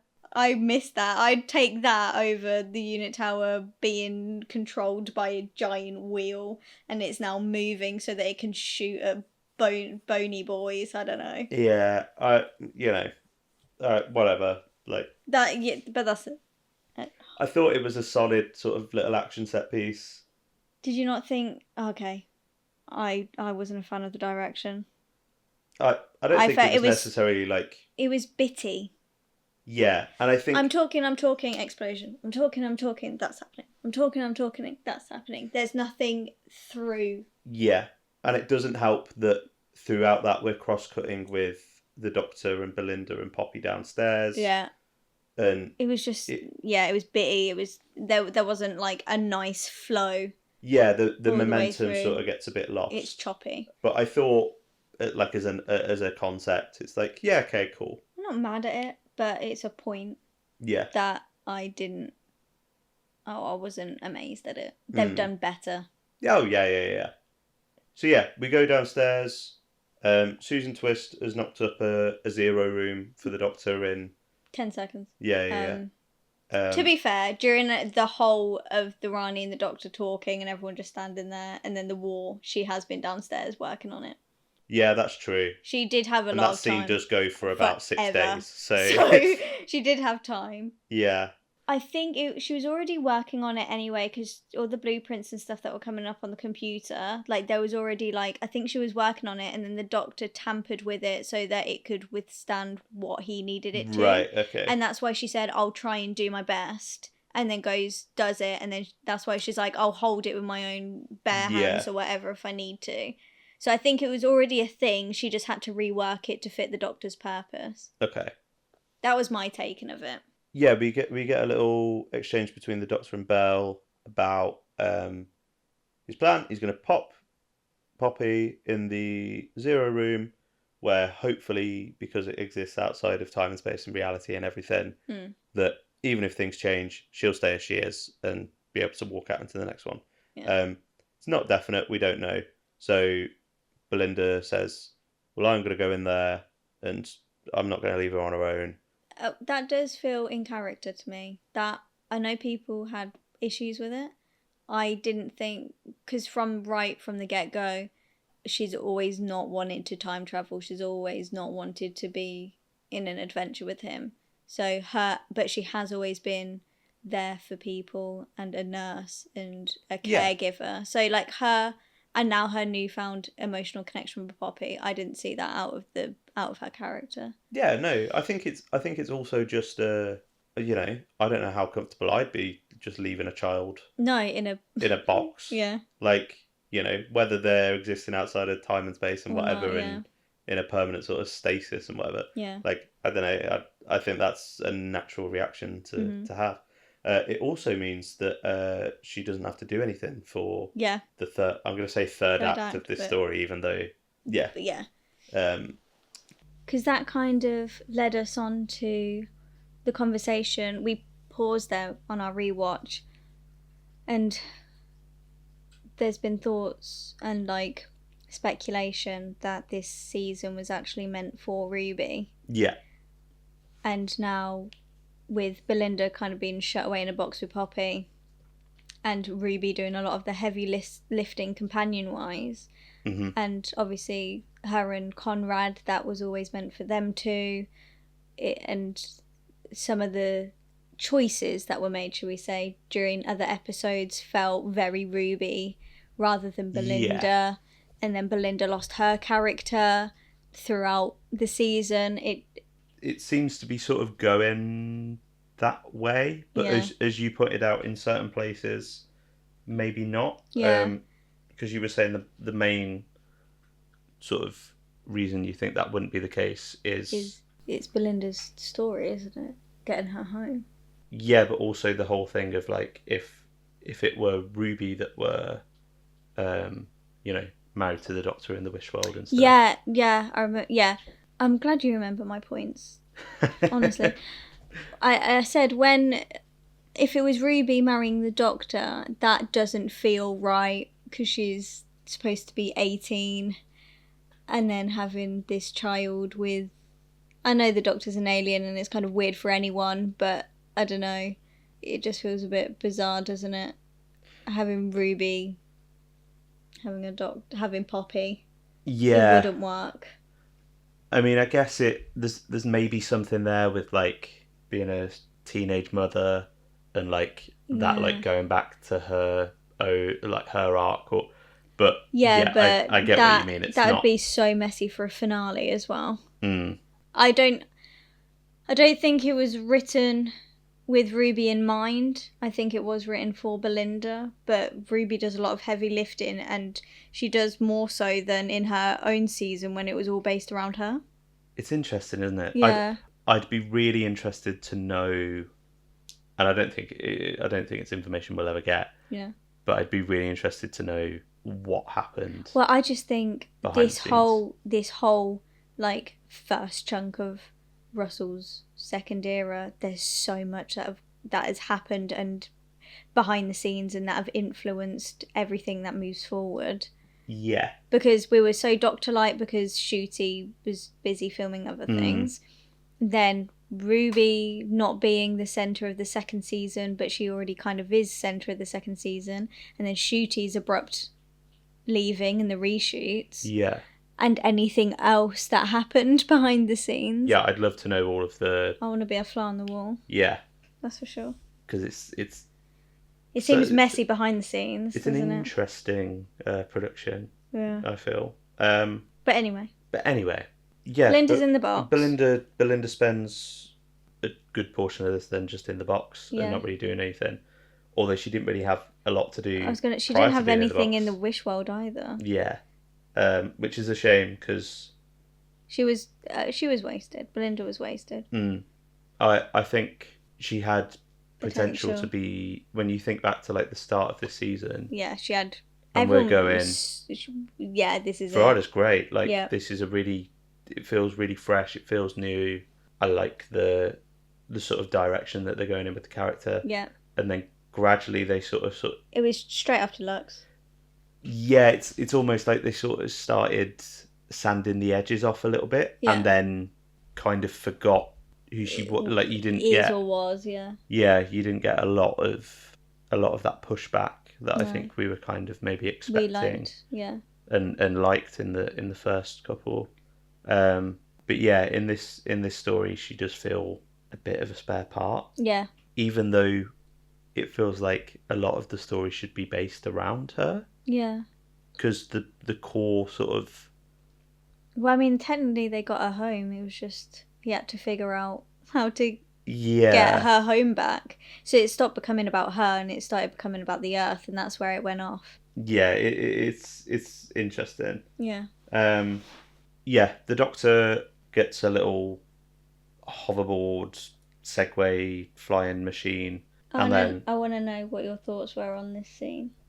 I actually quite liked it. It was good, wasn't it? I really liked that little sequence. It was good fun. Good. Yeah, exactly. Just that little scene, even though it's, like 30 seconds? Yeah. Just that little sequence. It's like, yeah, that's a real sort of fun burst of energy. Yeah. And, I enjoyed it. Yeah. I thought it was a nice little sequence. I thought it was fun, yeah. I liked it. Then we get to the Bone Palace again. Yeah. The Doctor interrupts the chrono stream or whatever they called it. Yeah. That's luring Omega out of the universe. We get a little exchange where the Ranis are saying, "Oh, we're bringing him back. Like, don't you want to see?" How did you feel about his sudden switch to yes? I didn't know if it was played for curiosity or he knew that he was going to be some grotesque god and he wanted to prove the Rani wrong. No, I thought it was curiosity. Yeah. Which I think works with this kind of weird retcon that Omega's the first Time Lord. Yeah. Of a thing of like, oh, I am actually interested to see. He's not the first Time Lord. But it's really odd because it kind of implies that, and I think you were saying when we were watching, the Doctor speaks about that legend has it that he doesn't speak from first personal experience. Yeah, even though he's battled him twice, and then there's also the Hand of Omega. I know it isn't Omega, but it's in the world of.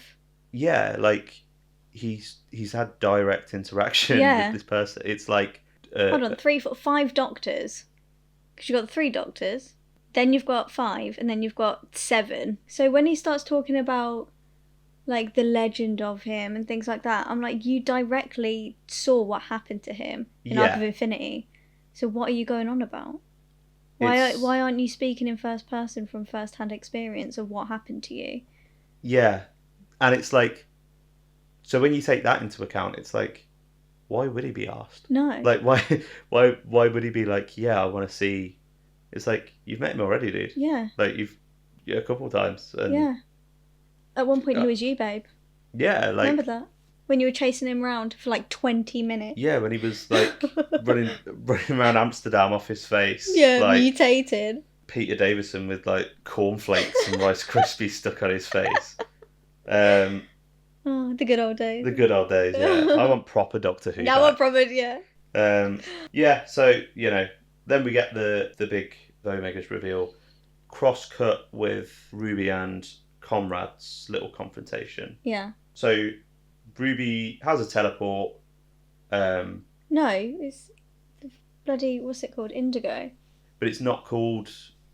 They reference Project it. Indigo. Yeah, but they reference it. Yeah, it's she something. Says the Indigo. Yeah. Yeah, it's something Indigo. I was like, come on, Martha, let's go.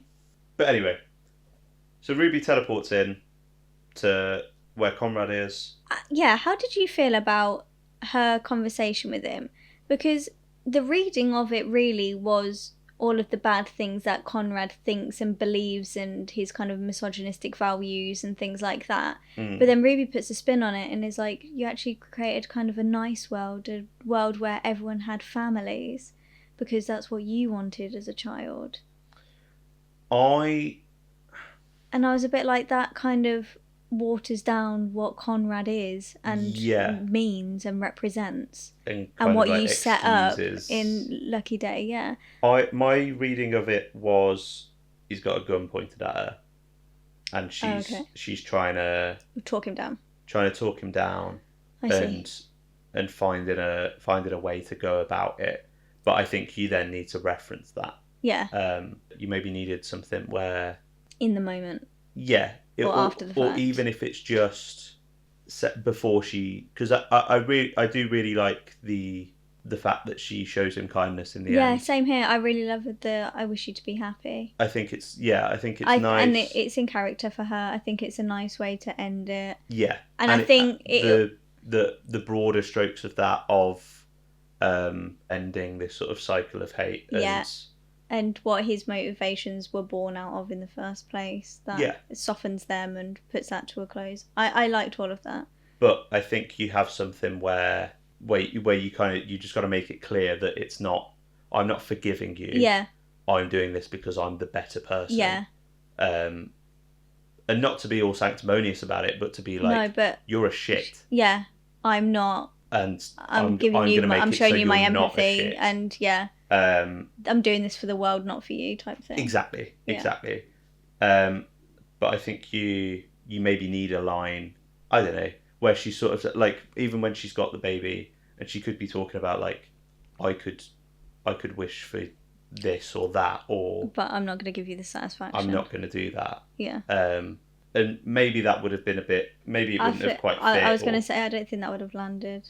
I think that would have been too, like... I think if that was to happen, we'd be sat here going, I think what it needed was just for her to cut out the talking and just wish him well.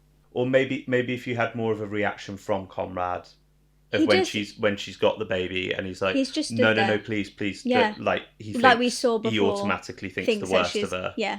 And then she says, I wish you to be happy or whatever. And there's like a reaction. Like a what? Before. They needed. I agree. Just something to communicate. Needed action, not dialogue. Yeah. But no, I quite liked that scene. I thought Millie plays it really well. It's funny that I all of the Conrad stuff I thought worked, like in Wishworld and outside of Wishworld and in the Reality War, and I really like Lucky Day. I think all of that build and it paid off well.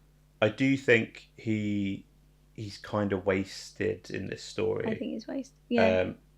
as a result of it having so much to juggle. Yeah. I kind of forgot about him, to be honest, because you get so much happens, doesn't it? So much happens, and then it's all Omega centric, so exactly, and you're focusing on like the Rani side of the plot, and then you're like, Conrad exists. I don't know. I kind of wish they'd been able to flesh that out a bit more. Yeah. But I liked what we got. Yeah. Speaking of people that were kind of wasted. Omega.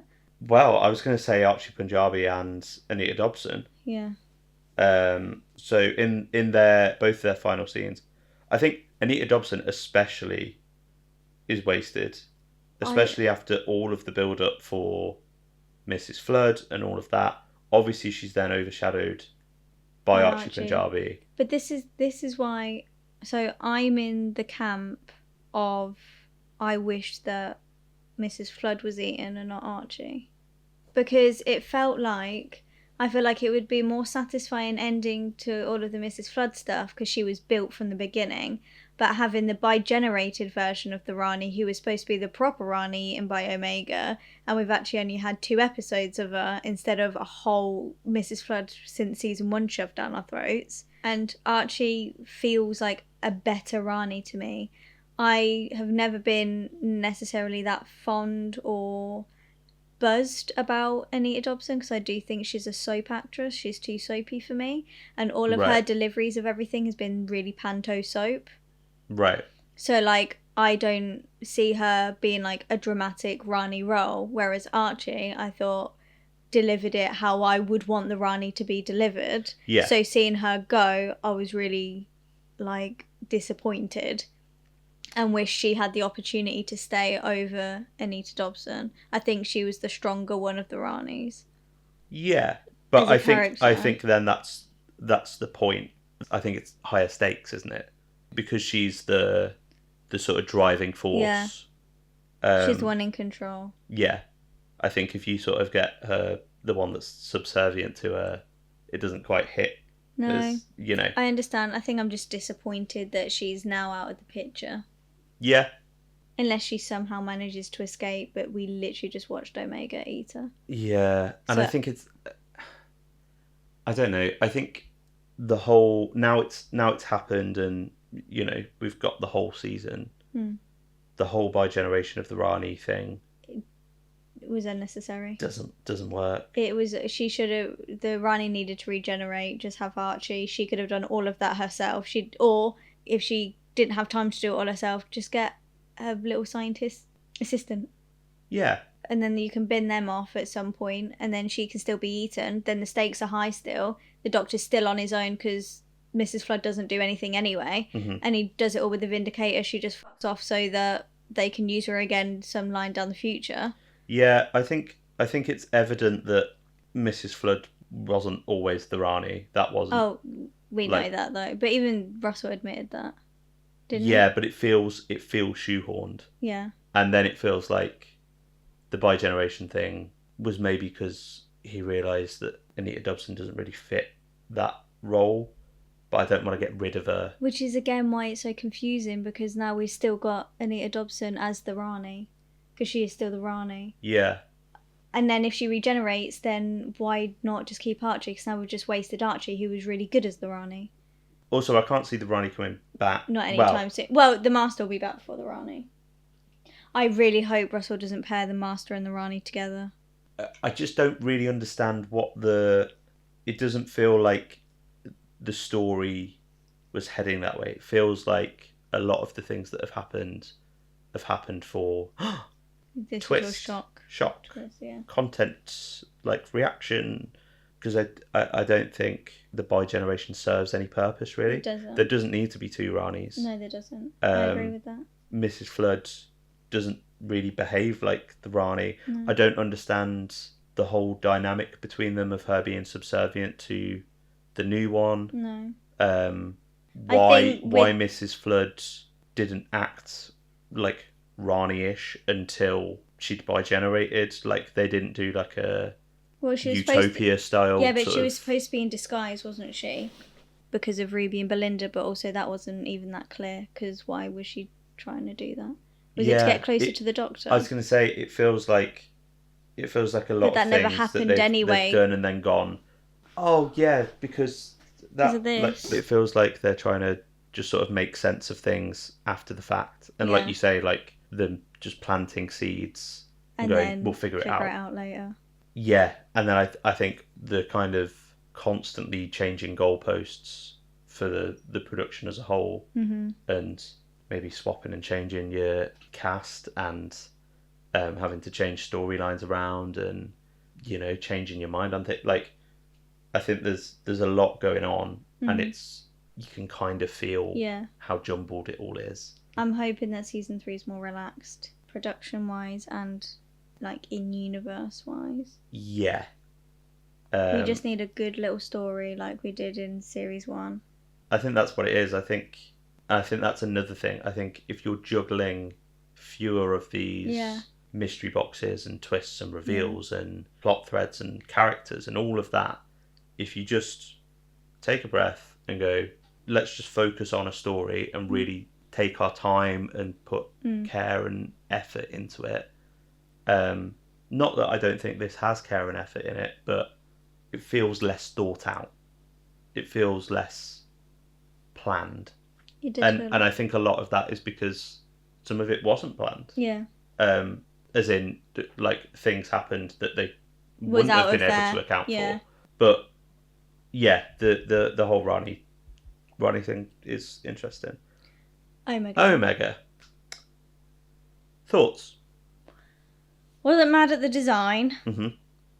Because aesthetically it all I didn't hate the design. Didn't hate the design. Glad it wasn't the crab thing that everyone was trying to say it was, with the leak and all and that, which is ridiculous. Looks like what's the thing from Cartoon Macro. Teenage Mutant Ninja Turtles. Yeah, I'm glad we didn't have that. I liked the kind of like bony aesthetic, like underverse, like it looked like something from hell. Yeah. So I was fine with that. Didn't do anything. Yeah, well, apart from eating the Rani. But I didn't think he was going to do anything anyway. He was just going to be something for the Doctor to get rid of. I was surprised that we saw him. He even showed up. Yeah. I thought they were going to just have him as like a voice. Coming from the door. Do like this is a really odd comparison, but I hope you understand what I mean when I say it. You know, like... Fear her with the closet. Exactly that. Yeah. I'm not angry at the design because of all of the other designs of the world which kept it in universe. I am sad that I do feel like every time Russell redesigns a classic character, it isn't as good as how it was in the classic era. Like Sutek, I felt like he ruined that. Like I really liked the masks and everything that he was before. Yeah. Omega, you couldn't physically have him how he was, but I loved his first design with his helmet and all of that. Yeah, it's like it's quite a big swing for the reinventions, isn't it? Yeah. You know, it's not modernising a Sontaran. No. And exactly. It's I don't mind either of the. I don't hate the Sutek design. I wasn't a lover. I liked Big Dog, but I was hoping that he would go into a proper like form to walk around and have something, and it wasn't just CGI. Yeah. Avatar of type thing. Yeah, I think that could have been quite a nice bit, because then you can kind of have your cake and eat it. Exactly. Do you know what I mean? You sort of please everyone that way. That's what I was hoping. Anyway, moving forward. Yeah, I think the design was pretty cool, but yeah, like you say, kind of just didn't really do much. Doesn't do anything. They relied on how he looked for the danger aspect rather than him being able to do anything, and I think it's hard because he was a giant thing crawling out of a hell pit door. Yeah. So like you couldn't have him do much anyway. The resolution of Omega wasn't something that I had problems with this episode. No, I think most people's issue is that he's sort of dealt with by just, I'm going to pick up this laser and fire you back, and then... Yeah, but at the same time, the Vindicator has been there since the beginning, and apparently it has the power of the supernova. Yeah, I didn't hate it. It's not as contrived as it could be, you know. It could have been putting Sutek on a leash. Exactly. And it wasn't. Yeah. It was something that was set up right from the beginning. You didn't just pull it out in the last 10 minutes. It was there. It was explained in the first part of the finale. Yeah. So it was set up fine. It wasn't, as everyone likes to say, pushing buttons. So I was fine with it. Yeah, I didn't mind it. I think overall I was kind of left thinking, like, what was the point then? Well, there was the argument is there was a point because the Rani was using it in her plan. He wasn't the forefront, it was the Rani, wasn't it? But because he's such a big character, and for returning viewers, shall we say, and viewers that know how much Omega holds as a character, it was left underwhelming because he wasn't used as the focal A plot, really. It was he was just a pawn in the Rani's ulterior motive. Yeah. So I think that's where people are left underwhelmed, because he is meant to be more, and he and them talking him up, saying he's this legend and he's all this and he's all this, and then for him to come out and not really do anything. I think that's what it is. I think it's the kind of contrast between the two. What was spoken about and what we actually saw. It was what were we delivered. But I was fine with it. Yeah, it's not the worst. It's not the worst bit. Like, yeah, element. If we didn't have the epilogue and we had, like, shall we just say a normal ending, I guess, or the ending that should have been, I don't think that would have been a talking point for me. Yeah. Well, so should we get to what I think the ending was going to be originally? Go on.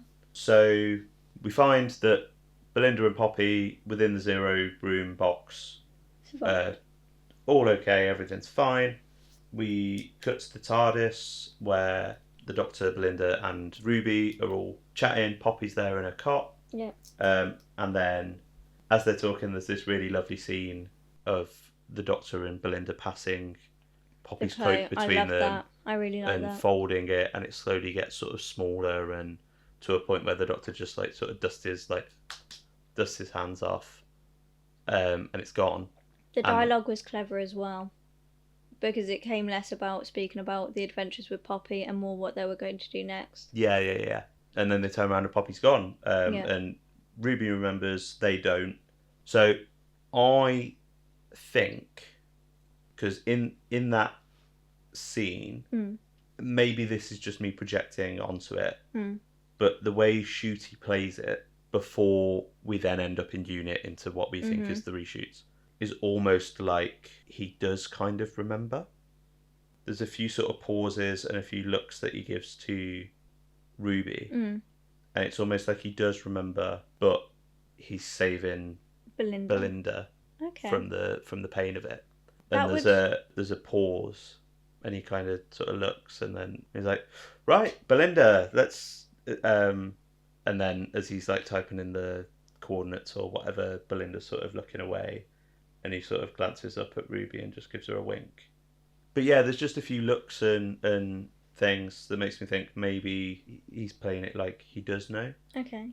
So that makes me think that the original ending was Poppy's gone, and then there's an emotional sacrifice for the Doctor. Yeah. And then there's all this apparent original ending about they have a big party, and which is where that shot of they're dancing. Yeah. And then it pans round, and standing in the corner overwatching them is Susan. Yeah. I always thought Susan was going to be a season 3 setup. I said it from the beginning. I wasn't expecting her this season, so I wasn't shocked that we didn't get her. Whether we were meant to, like you said, like what you think in the original ending.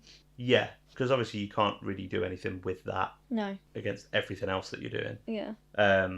Yeah, and then maybe the whole, like, if the Doctor did remember, and the whole thing of, like, him having a child, family. Yeah. And then that kind of ties into maybe bringing Susan back and having that form some kind of arc in the third season. See, apparently she was in a different costume that we never have seen yet.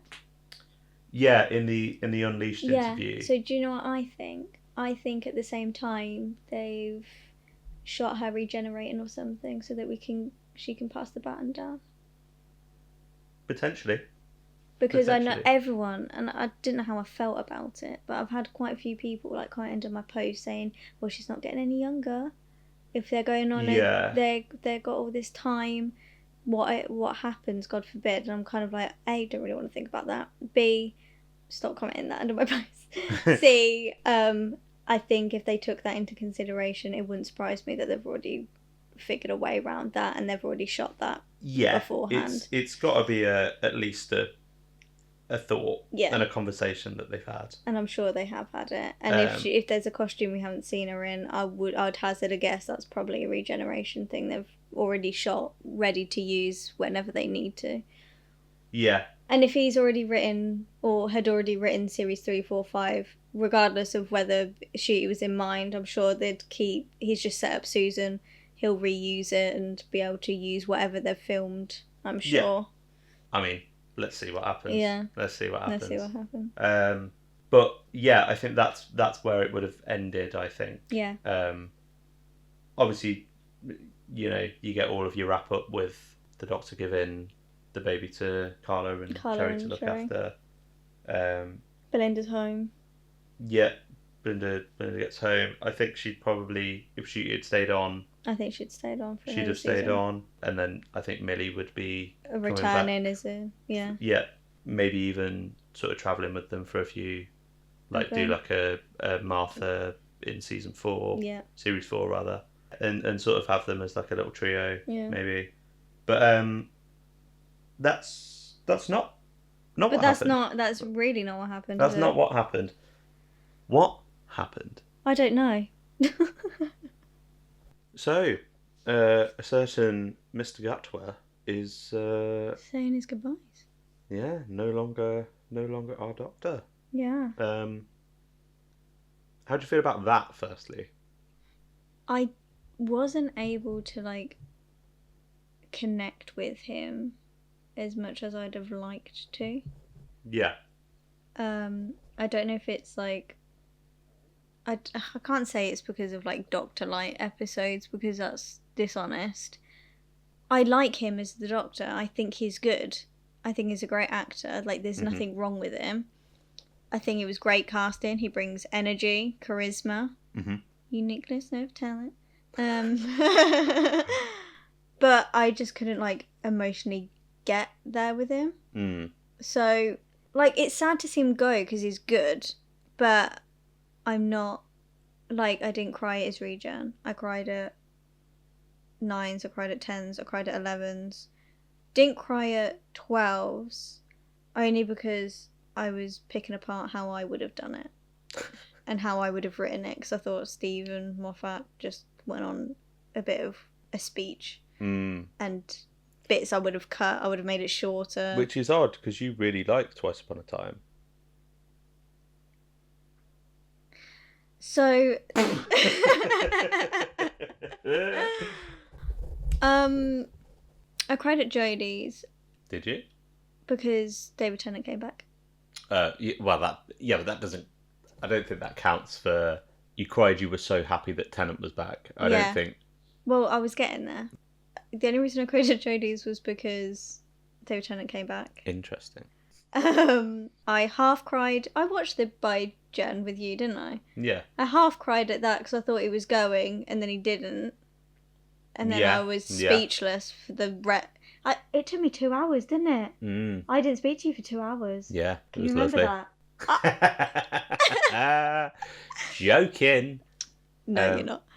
So yeah, I don't know. I'm sad that he's going, because I think he was finally finding his stride, and I probably with another season would have fallen in love with him. But I'm sad to see him go, but I'm just wondering who's going to be 16, I guess. What about you? It's strange, because a lot of what you said there I kind of feel similarly on. That's not the strange part. That doesn't happen. But yeah, I think that there are certain elements I've not been able to properly click with his Doctor. Yeah. Like you say, I think it's a really fun performance and energy and all of that. Yeah.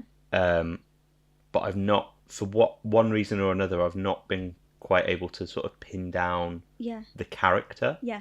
And I think, as you say, this season he sort of found his footing a little bit more. A bit better, yeah. And I've really enjoyed majority of this season. Mm-hmm. And there were some new shades. I think he was pushed a bit more. Mm-hmm. I think the scripts were tighter. Yeah. Minus maybe these last two. Yeah. But yeah, well, I think I found myself as we were sort of approaching it, going, oh, maybe he's not going to go. Like, yeah. I kept thinking there were sort of we were going to get a fake out. Or... Yeah, it was really bizarre. There were moments where I was like, okay, he's going. And he was even, like, saying, like, oh, I really like this face and stuff. But then when Jodie came, I was like, oh, so is he not going to go? And then after that, it was like, he is going to go. And then he used his regeneration energy and then wake up in the garden. And then I was like, okay, so he's not going to go. Yeah, it was back and forth. Yeah, and then his hand glowed, and then I was like, okay, he is going to go. And that's from that moment, it was solidified that he's going. Yeah. But there was a back and forth of, is he, isn't he? Yeah, and I think as I was watching that, I realised how much I do love him in this role. Oh, okay. Because I was going... I was... He was hoping... I was almost hoping he wasn't. Yeah. Which I think is interesting that it... Maybe it's that old adage of like you don't know what you got till it's gone kind of thing. Yeah. I think it's a lot of it is because I just really love that energy that Ncuti has in the show. Yeah, he's great. He just seems like a real ball of life and like all of that, which I think is exactly what the show needs at like the heart of it. And it's sad to have seen him go. I actually think there were a couple of moments where I was like, I did have a bit of an emotional reaction to, the thing about, oh man, I liked this face, and I was like, oh man, yeah, me too. Like, God's sake. Yeah, and I think it was an interesting road to get to that point where we were regenerating, which obviously came from extenuating circumstances. Yeah. But yeah, I mean, my feeling is, I know we've spoken about this, my feeling is that the gap, the sort of uncertainty over the third season happening and Disney funding and all of those things, everything being up in the air. He was already saying no to jobs or something. Yeah, and I think even at the time he was cast, I think he's maybe one of the biggest... I think most people, when they're cast as the Doctor, historically, that's been the biggest thing that they've done. Whereas he was already just done Barbie. He was known for sex education, which are arguably Barbie's obviously bigger, but like Sex Education grew. It was fairly big. Yeah. You know, it's a big sort of Netflix property. Yeah. Worldwide sort of appeal. I think they were really lucky that they could get him at this point. So I don't blame him at all, because he must have offers coming through the door all the time. Yeah. And if he's got to say, no, I can't accept this lead in a Hollywood film that's going to pay X, Y, Z, because there's a chance that I might be back in Cardiff. Yeah. I don't know when, but I'm going to have to say no. Like that, and it must be frustrating as an actor to have to turn down work for one. Starters, but also when it's more high profile stuff, and maybe working with people you'd love to work with. Yeah, and on a project that you get a burst of passion for as well. Yeah, exactly. And I think maybe that uncertainty might have just sort of dampened the fire in him for Doctor Who, because I do feel like he enjoyed it. And he seemed like he enjoyed the cons. He's always spoken like really great about it. I wouldn't be surprised if at some point he comes back. That was going to be my next question to you. Do you think he'll be back? Do you think he'd do a multi-story? Do you think he'd...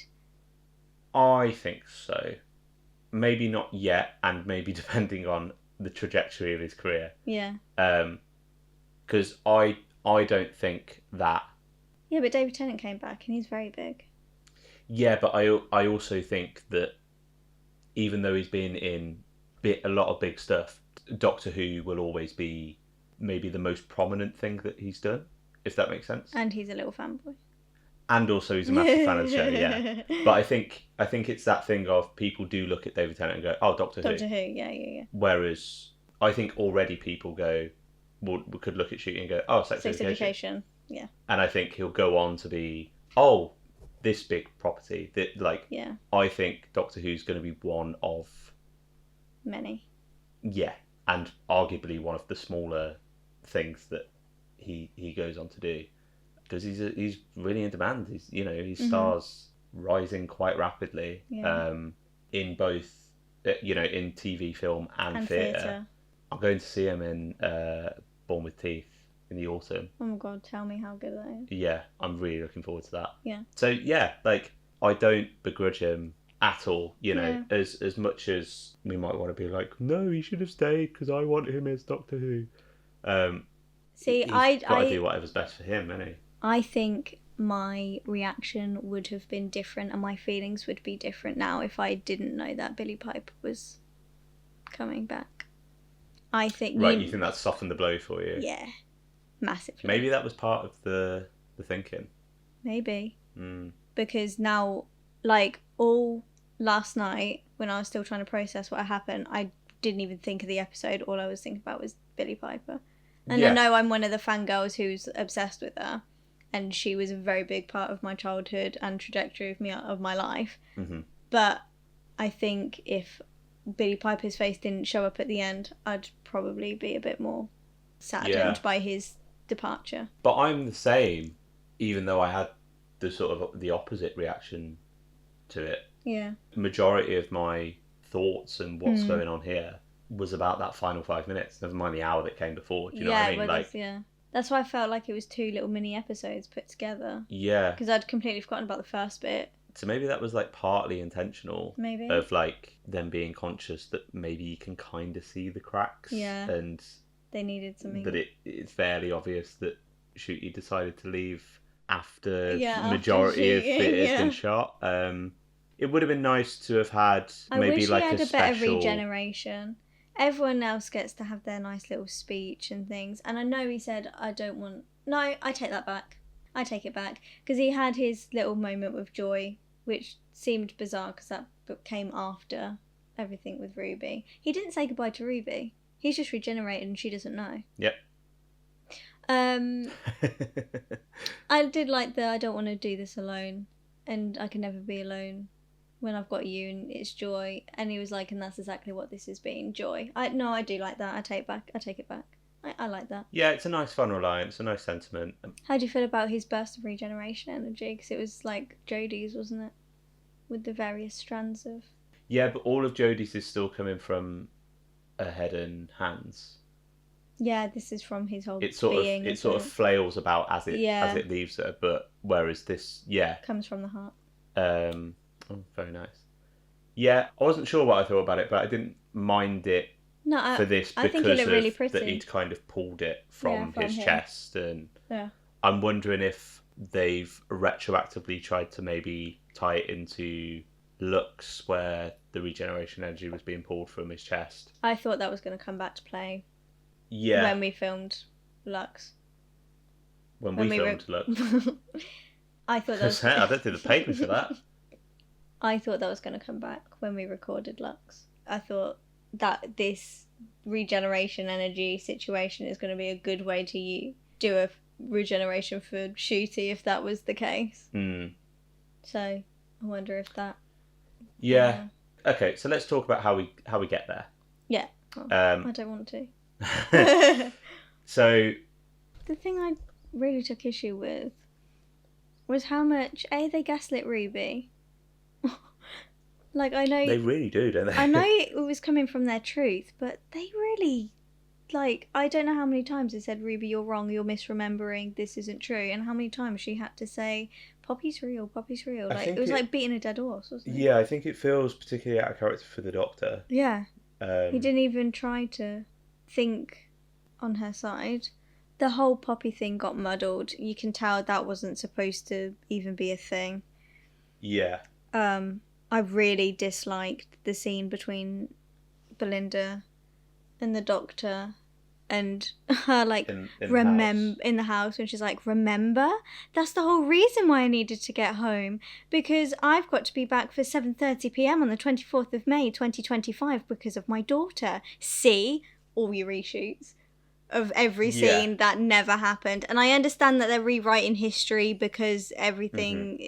I understand why, but because it wasn't meant to happen, it just... I will say, though, those reshoots... Yeah. Pretty seamless. Very good. Like, well done. The only thing that takes me out of the reshoots, and this isn't even to do with that scene, it's just Millie Gibson's wig. And I know I'm coming back to the wig. But it's just the wig. I wouldn't have noticed that they're reshoots if it wasn't for her bangs. That's it. And they made the wig really square on her head. Like, anyway. Belinda. It's an odd... So they kind of... I know this has been pointed out by a few people. It's very interesting that in Conrad's bigoted fantasy world, Belinda's purpose essentially is to be a mother. And the Doctor changes reality so that Belinda can be a mother. Because Poppy's real, even though she wasn't. But just because Ruby can remember her, it means that she was real because of the glitch in that reality. So now he's shattered that reality and has found the proper reality where Poppy is now alive and is Belinda's daughter. Yeah. I don't know. I don't really like it. No. I think it kind of works, like, emotionally. And, like, thematically. Narratively, it's messy. Got more holes than a piece of Swiss cheese. I think they really tried to play it for its emotional value, especially in unit headquarters. I really... I guess when you think about it, we're all your children. No, we're not. The Doctor's not my daddy. I don't like where this conversation is heading. I don't know. It's obviously born out of necessity. Yeah. And the implications of Ruby being like, Conrad isn't some happy little chef. He never was.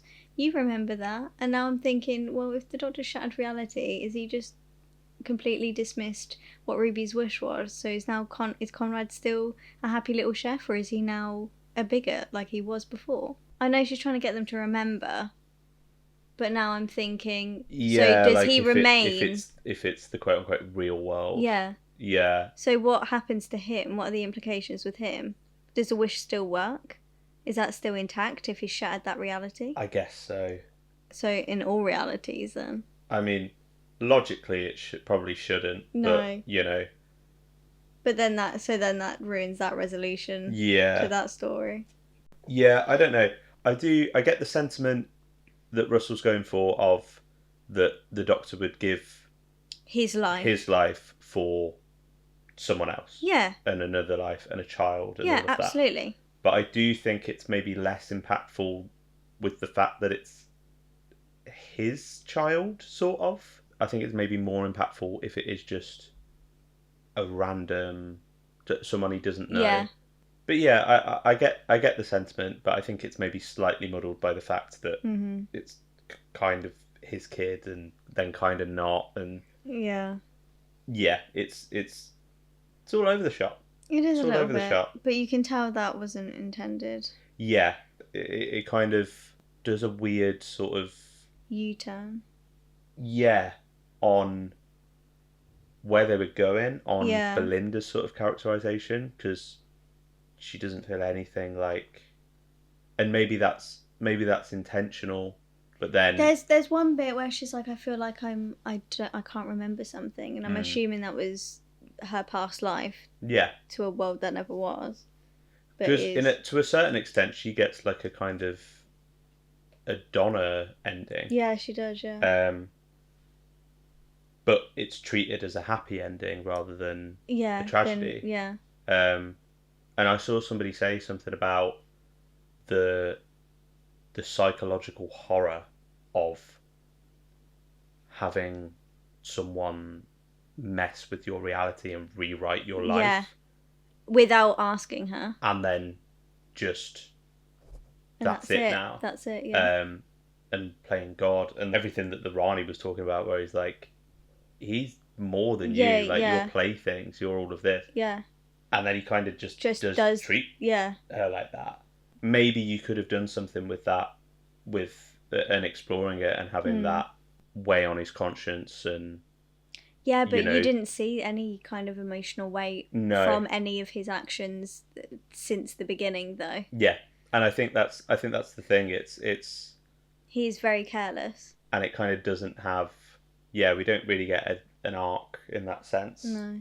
But. Yeah.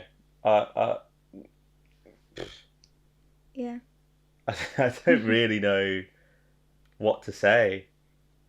So the one redeemable thing for me. Yeah, fair. I'd say probably the same. Mm-hmm. I mean, I didn't. Not that any of it was irredeemable. I was going to say I didn't hate any of it. I quite liked once we got to the actual regeneration itself. Yeah, all of that was fine. I quite liked that. Yeah.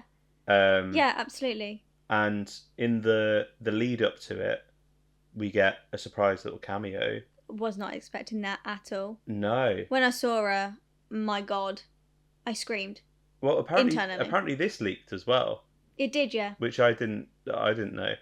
It did, but this is another thing where with the same with Billy, I didn't think it was going to happen.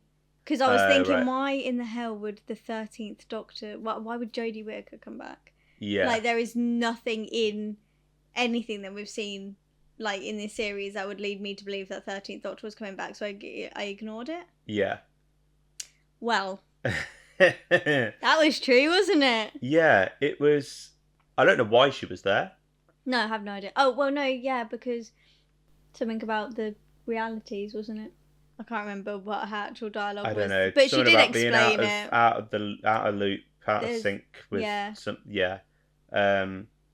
Thematically, I don't really know why she was there. No. I think it was maybe just to give Ncuti someone to talk to. I think that he needed someone to bounce off. But I don't know why specifically her. Well, if David Tennant came back, there would be an uproar. No, but I mean, why specifically an incarnation of the Doctor, if you know what I mean? Oh. At least it wasn't Fugitive. Not another cameo. Oh, bless her, yeah. Maybe she was the only one available. Chris, would you like... No. No. Yeah, I tell you what. I loved it. I'm not a fan of the 13th Doctor. Neither am I. However, it was genuinely really nice to see her pop up. And I am one of the people who do say, I don't blame the writing entirely. I haven't always been the biggest fan of Jodie Whittaker. I'm a massive Broadchurch fan, but I did feel like her character acting was lacking. My main criticism with Jodie Whittaker is I can feel she's acting instead of it being her being the Doctor. However, in this, with Russell's writing, even with how short it was, I really enjoyed her. And I really enjoyed the scene. And she jumped straight back in. Like, it didn't feel like she'd left the TARDIS. Yeah. That was one of the most seamless Doctor returns. Mm-hmm. Like, even with David Tennant, I love him. But I felt like I can tell he's not the 10th Doctor, but also not sure how I feel about him playing 14, because it feels like he's trying to play 12, but there's something different because he's the 14th Doctor, and I still flip-flop about that. But I think also when he comes back in the 50th, there's a difference there. He's not quite 10. Yeah, you can tell he's had a couple of years away from the role. Absolutely. Absolutely. And, you know, that's not always a bad thing. No. But like I said, I don't hate his performances, but there's a difference. Yeah. But with Jodie, there wasn't. Yeah, you literally could have she said could have, that they shot this while she was 13. Still in, yeah, she jumps back in.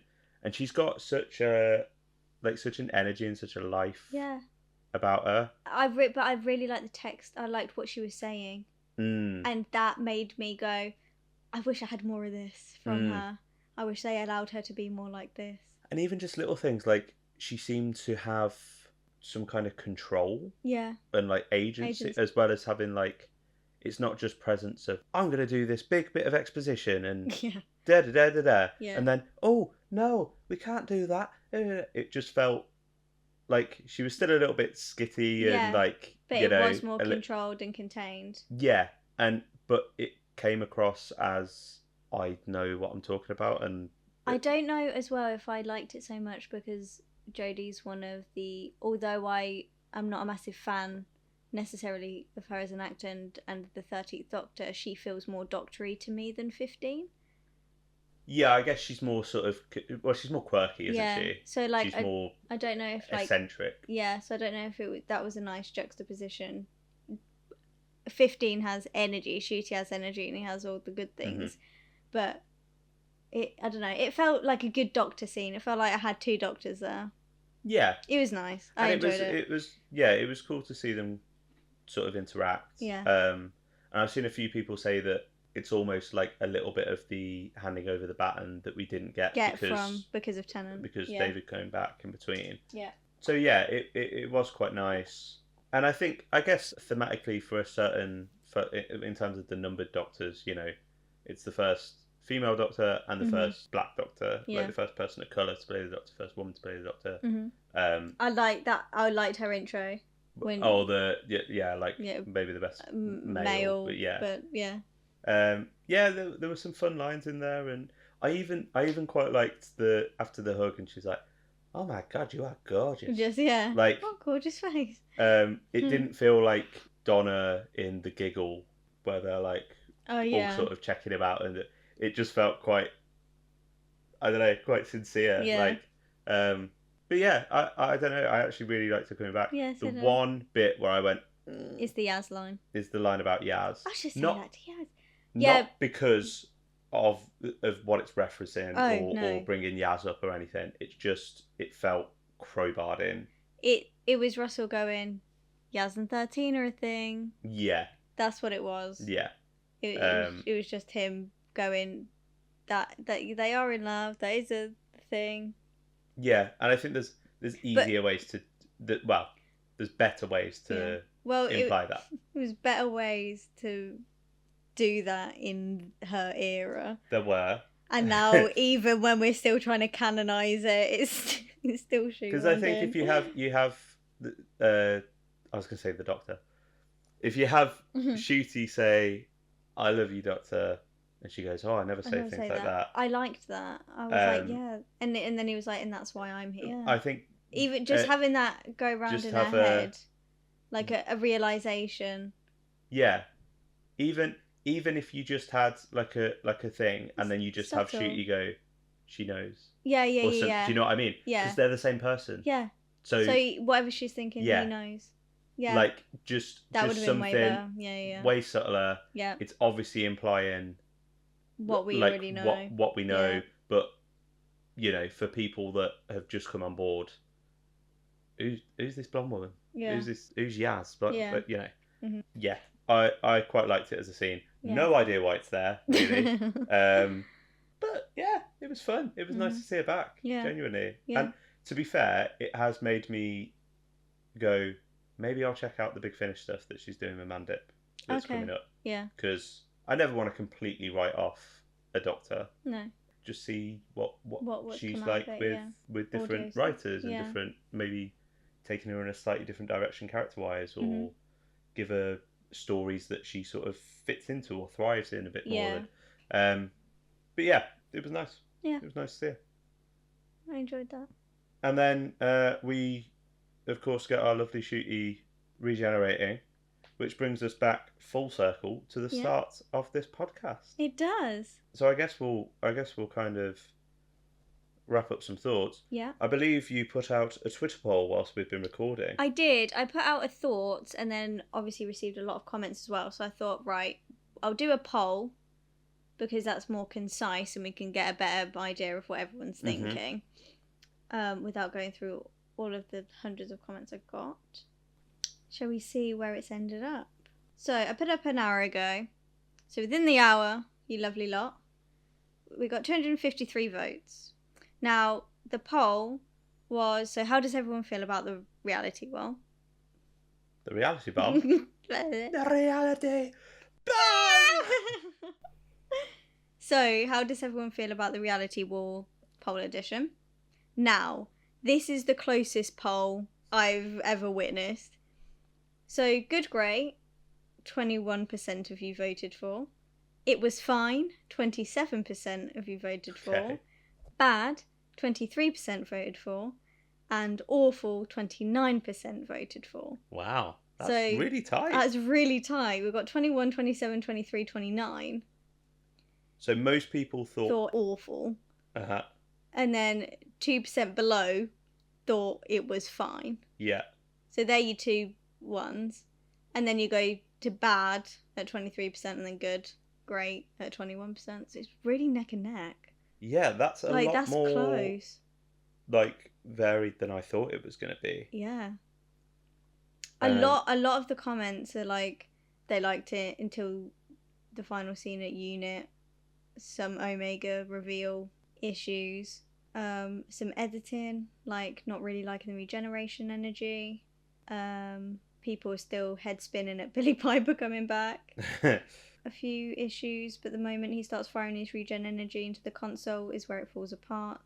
It's interesting that people have different points of contention with it. Yeah. And it's not all centered around one scene. Yeah. Yeah. Especially people that say that they enjoyed it up until this part. Yeah. And it's really reshooty bit, isn't it? Yeah, Ncuti Gatwa. Ncuti Gatwa. Yeah. Well. But yeah. On that note. Yeah. Let's wrap up there. Any final thoughts for the reality war? I don't even have I can't even do a ranking. I don't even have a full ranking. I think we'll come back with final thoughts. Yeah, once the dust has settled. Yeah. Yeah, but I think we'll wrap up there because I don't know about you, but my brain is frazzled. Yeah, I'm frazzled. We've been recording for a while. 3 hours. This might be a long one. Yeah. Next week, we're not sure what we're going to be talking about. We'll figure that one out. We have an idea. Yeah. But that may change, so I'm not going to say anything. Yeah. But come back next week and we will be discussing something. Something Who related. So thank you very much for listening. Thank you very much for listening over the last 8 weeks. Yeah. Everyone that has. It's been very, very nice. I don't think we expected to reach the amount of people that we have. Yeah. So that's been really nice. Thank you for the support. Yeah. We're not going anywhere, but it's end of a season, so it's But it's not the end of us. No, unfortunately not. I'm not turning into Billy Piper. No. Unfortunately. I'm sad about that. Yeah. Me too. Yeah. Anyway.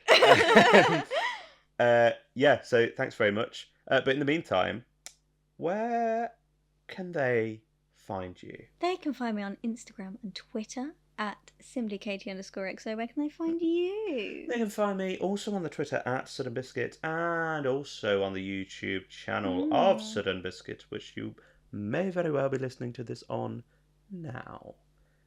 We will be back next week when there is no Docky Who on our telly boxes. Crazy. Oh, but I'm going to start rewatching New Who again, so I'm starting from Rose. So, I'll have Docky. Brilliant. Well, yeah.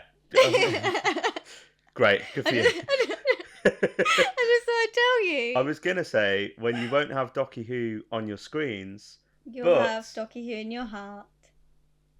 I was going to say, but you can have the Say So podcast on every week in the meantime. But yeah, you can have Doctor Who in your heart. Because really, aren't we all Doctor Who's children? Aren't we all just Doctor Who's children? Well, thank you very much. We will catch you next week when we've all recovered from our collective breakdowns. Yeah. Bye. Bye.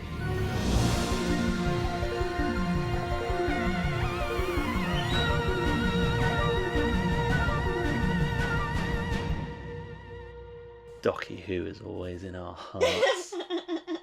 Jesus.